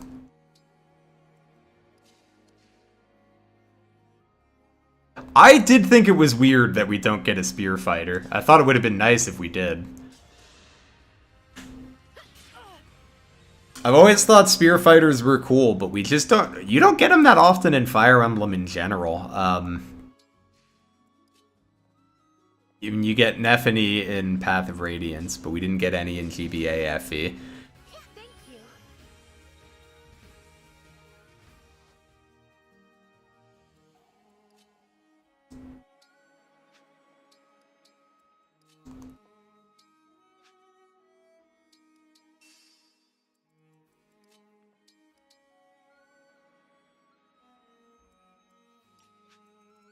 Oh, hi, Clan. Sorry, I didn't mean to forget about you, Pickle Man.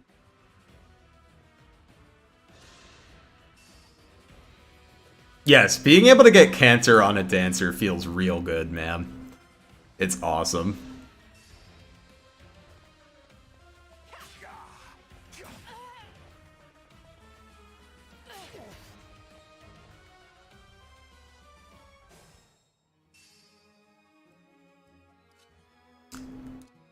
Oh, but going back to like the like early game availability, I think honestly, if you are taking that into consideration, I would be thinking of Alir before I was thinking of like Chloe, because I think the like Chloe does more in the early game, but then I think once you have one of the good emblems that do stuff with Dragon, Alir starts to be doing significantly more than Chloe. Because at that point, Chloe is just like a good combat unit. But, you know, that's not that hard to come by. There's lots of good combat units.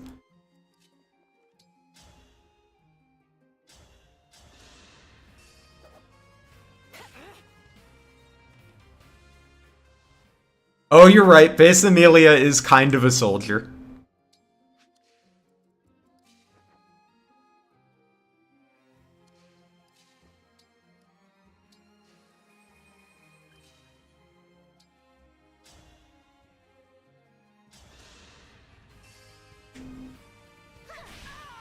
All flowers eventually wilt.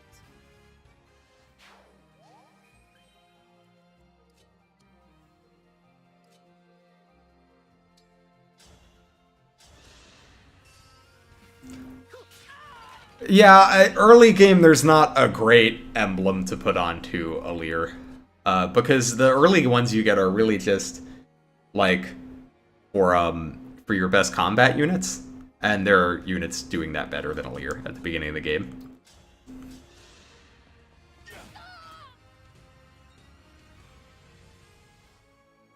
I still stand.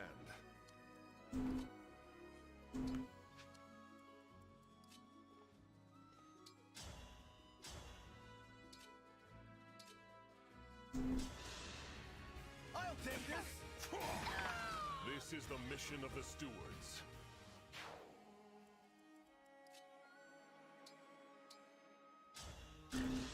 But yeah, as you guys can see, this map is not that bad if you go through this door instead of this door. Although the boss is, I remember the boss being a little tricky.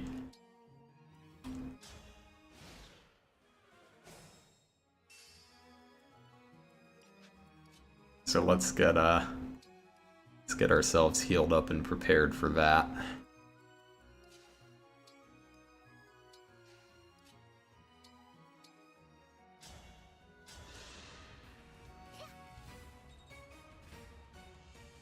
Yeah, more Jagan based more on good utility would be kind of interesting. I'm not sure exactly what that would look like, but I would be interested to see. Wait, who has the fancy lance? Why does Alfred have the lance? What was I thinking?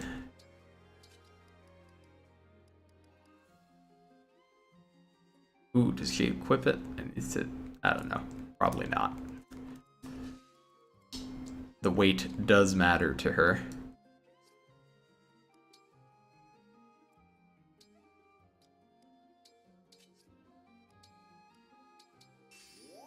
Yeah, I guess for it to like, you'd have to make it like a bishop or something that can still use some magic.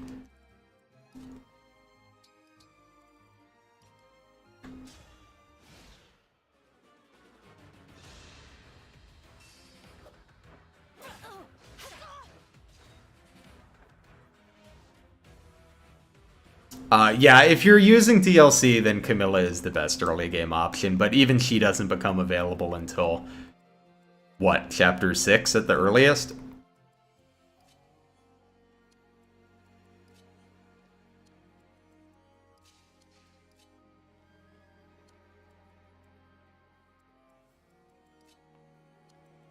Is it go time?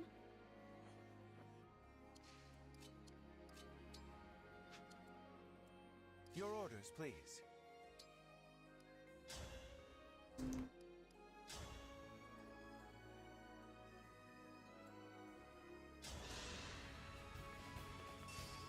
Ooh, a Trickster Jagan, that is kind of fun.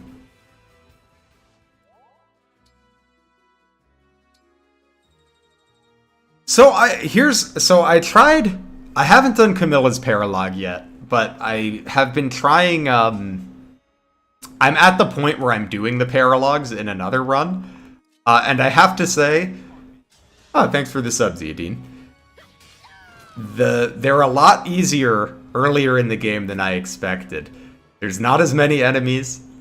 Like Hector's map was a lot easier doing it early in the game, which I was surprised by because I think Tiki's is harder earlier in the game. So I'll be interested to see if Camilla's is more difficult early in the game or later in the game.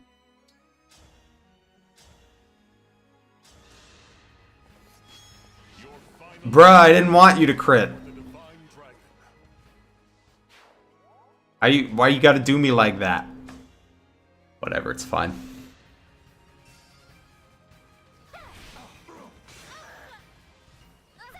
I think it's like in your best interest to tackle the paralogs earlier if you can, because at least that's when they're worth the most, right? Is when you don't have rings, so it's like you're getting a significant boost in power if you do a paralog early.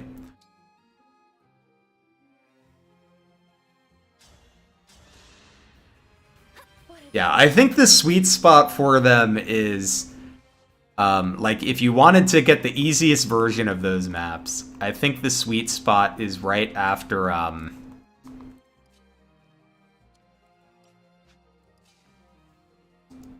Can I kill this guy without pulling?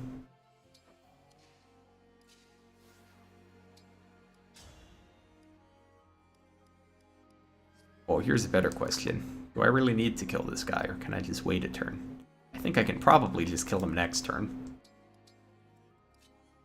Because I'm not trying to pull the boss yet.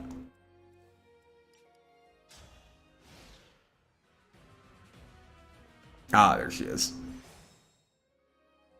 Bondering scumming does take way too long. It's really annoying. That being said, I also really like the only bondering I am interested in scumming for is Dire Thunder, which I think is nuts.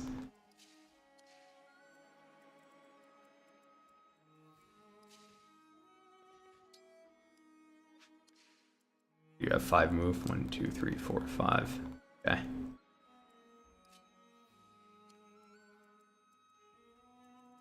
You only have 4. Yeah, I think we probably just back up and take out the horsies. And we can take out the boss once he has been divorced from his horse.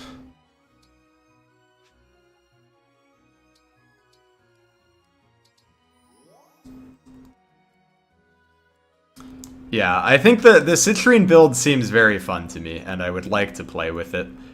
So I might scum for that one, we'll see.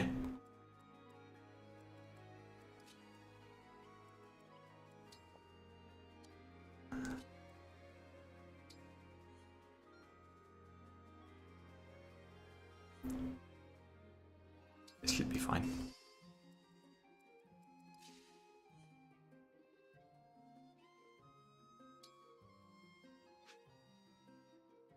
Oh, actually, we can pretty much just hide Saline, because we're gonna warp Ragnarok her over to the boss anyway.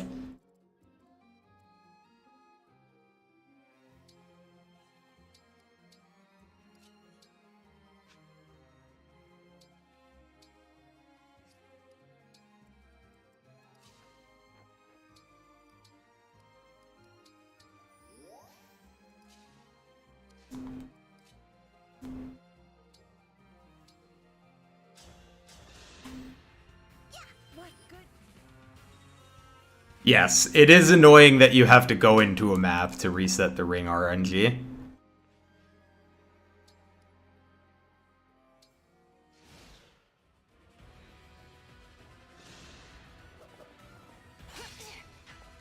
It's fine.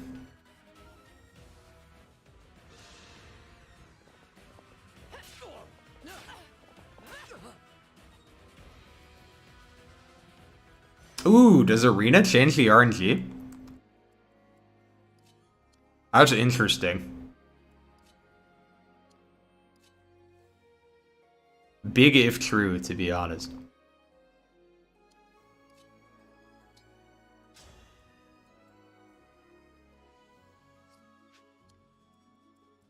Okay, let's see. So we want to take off the chain guard. I think we can just do that like this. Why does Gold? I think Gold Mary's okay. I think Gold Mary has some contributions to make.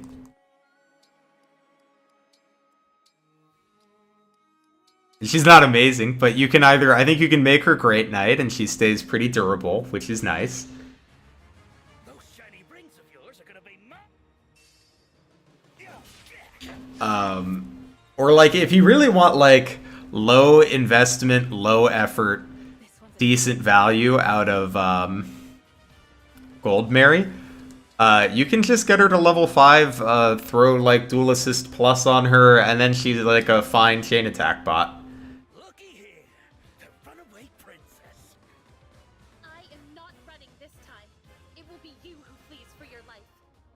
Yeah, I have Gold Mary like solidly in like the middle tier. I think she can like slot in like just fine onto a team. She's not going to be your main carry or anything, but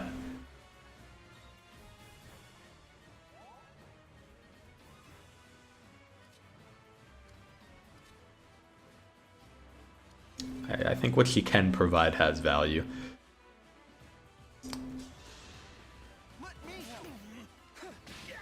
For the divine dragon.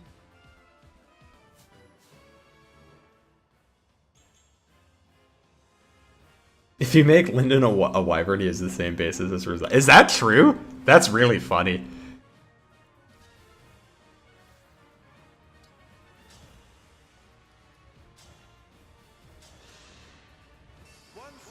Ooh, this is what I should have done to break the dual guard instead, or the chain guard instead of doing Alfred, but I think it's okay.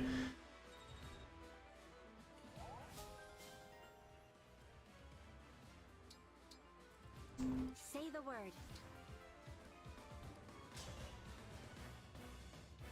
Okay, we gotta get him down a little bit more. Shouldn't be a problem.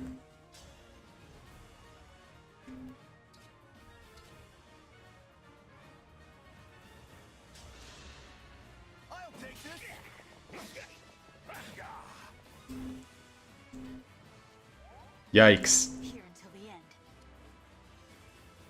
Well, that complicates things.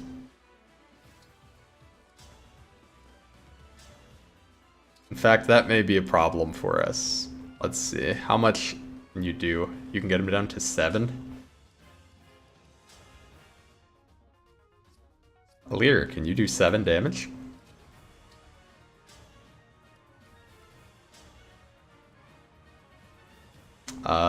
You can if Boucheron hits. Alright.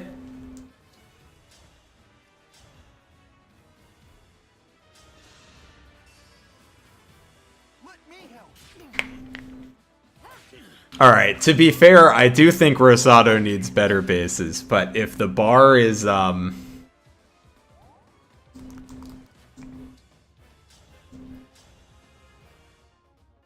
come on, Boucheron.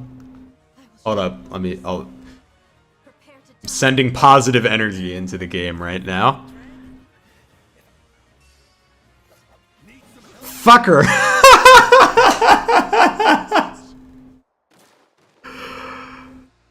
this really how it ends? No! Oh, that was two unlikely misses. You hate to see it. Do I think Leaf is the word? Okay, hold up. I got it. Let me finish my thought on Rosado.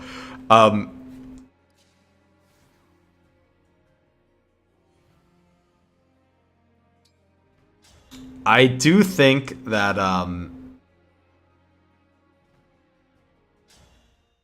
Rosado should have better bases, but if we're comparing to Kagetsu, then like everybody needs help.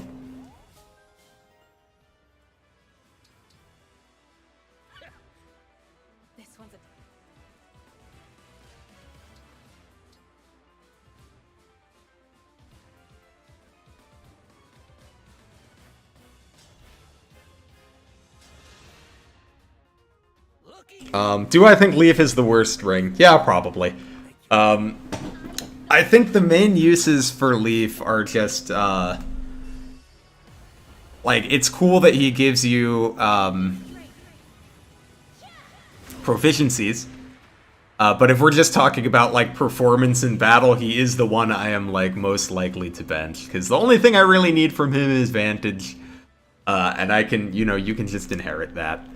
And if you do have him on, sometimes it can even mess you up. So, Okay,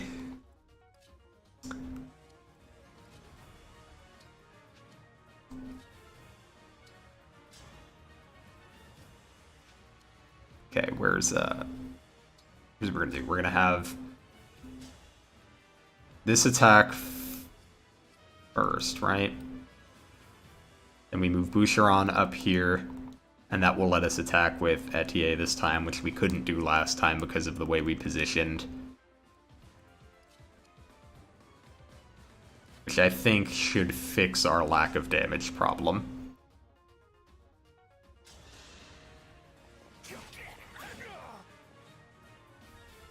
Imagine Chapter 16 if the game gave you Erica and let you put her on a unit that isn't Rosado. Yeah, that would feel pretty bad for Rosado, huh? Yeah, Rosado definitely struggles. Could definitely use better bases, 100%.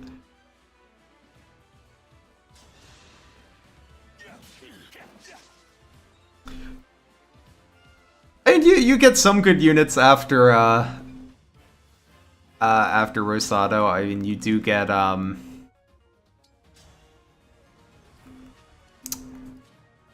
Mavier is, you know, Mavier has serious contributions to make, as does Oh,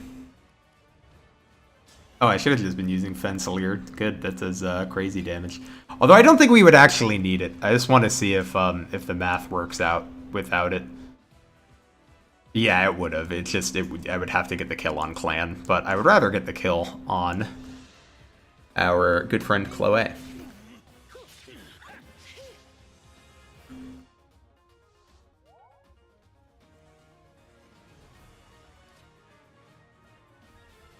It took me a second to realize you meant there's like so many cute boys in this game, and you were like, I want to use the cute boy, and I was like, which one? And I was like, oh, probably the one that you've been talking about.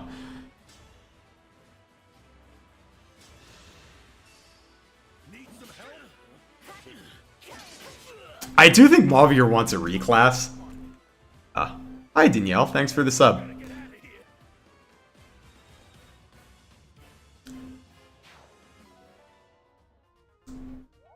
Yeah, I think Mavier appreciates a reclass, but he is quite good. And, you know, I like that they open up the 2 slots at endgame, because I feel like what happens in other Fire Emblem games is they give you a couple units at the end, and then I, like, don't use them, because my team is already set in stone.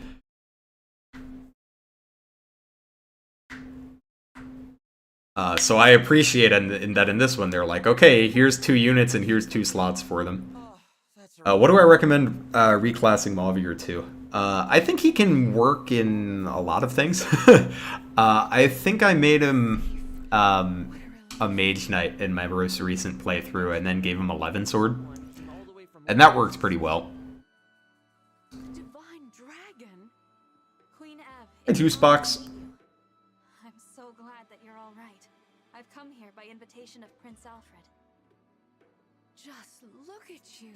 So yeah, I thought Mage Knight worked quite well for Mavier. And then I really like Veil too, because Veil gives you another Dragon Tag unit. You could reclass her as well, but I just like using her as a second support emblem. The Divine One summoned Emblem Celica from our ring. A legendary emblem. Oh my, how extraordinary.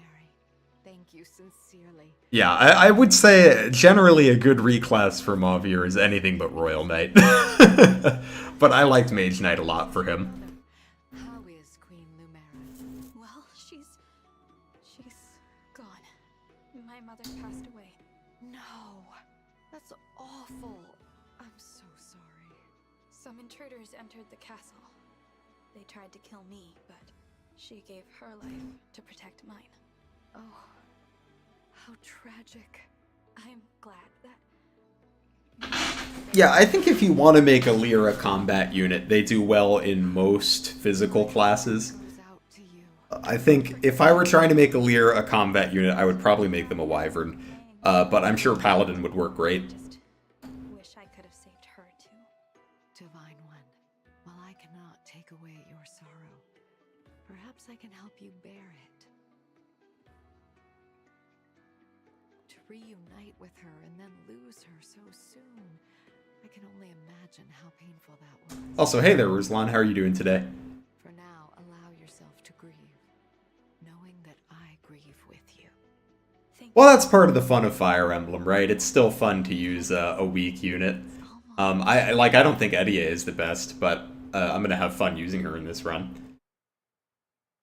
How are you feeling? Better. I'm sorry you had to see me. Olwen is like every mage's best friend, to be honest. Ivy's got a few best friends though. She could use Olwen, she could use Lyn. I'm expecting that she's gonna do well with Soren. Or you, Queen of.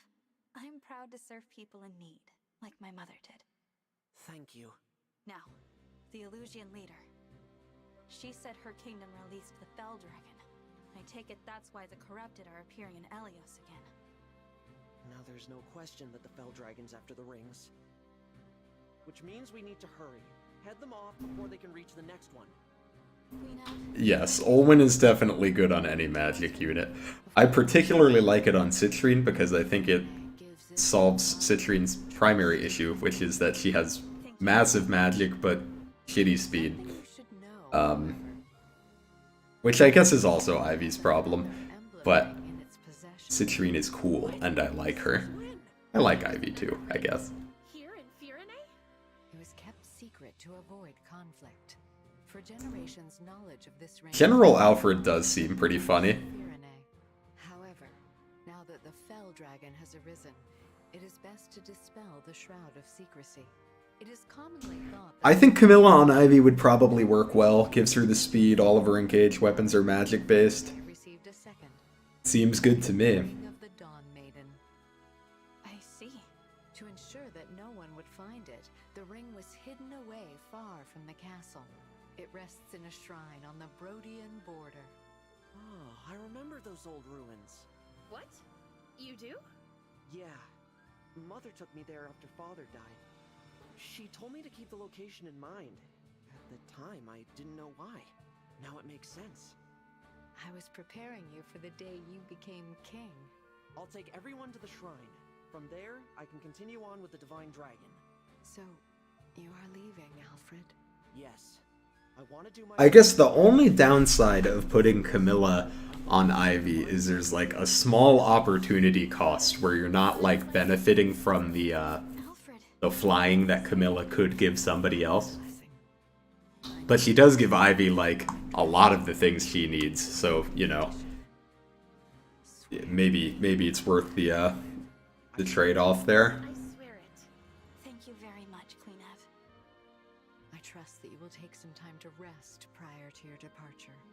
The journey ahead will be arduous, but know that you are all in my prayers. Swordmaster Diamant is interesting. I guess that would fix some of his speed issues, but I like that Diamant is really durable. Like, that's his main feature for me in Maddening, is like he could do a little damage, and he can take a hit. Soren on Ivy I am a believer in. I think Soren on Ivy is probably good. I think Soren on any mage is probably good.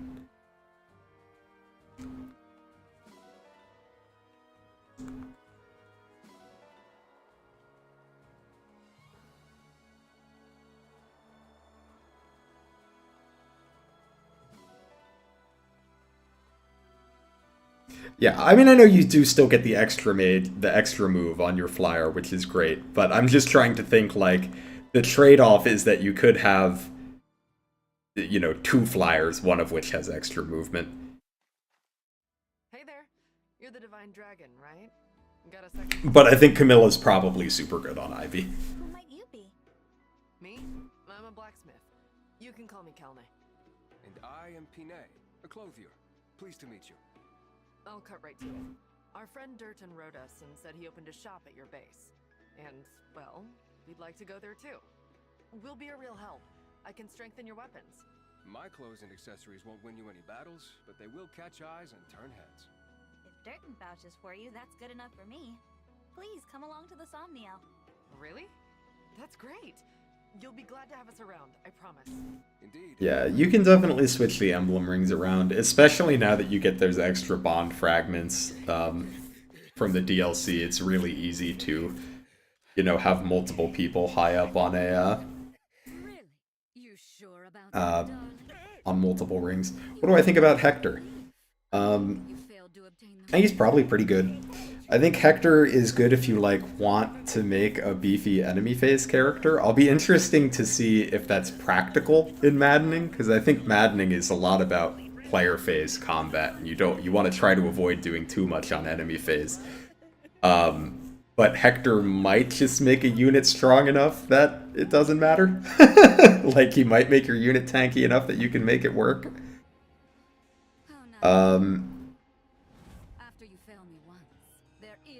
I do think there are some interesting things you can do with his inheritable skills. Like, the thing that I want to do with Citrine is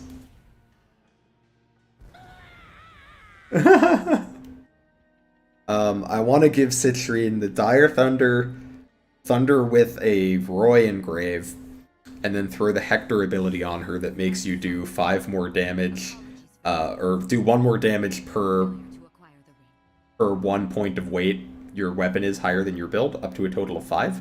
So you would be doing an extra 10 damage per Dire Thunder attack with that, and that sounds kind of good to me. I was expecting to get at least 1. At least now we know that Lumera is dead. Yes, but there's another divine dragon to take her place. I can't believe that beast had a child. Am I gonna do a video about the first wave of DLC? Maybe. I'll think about it. I only did this video because it just came out, and I had happened to, you know, stream a bunch of it. Maybe I'll talk about DLC Wave 1 when Wave 3 comes out. And I'll just do a video talking about both of them.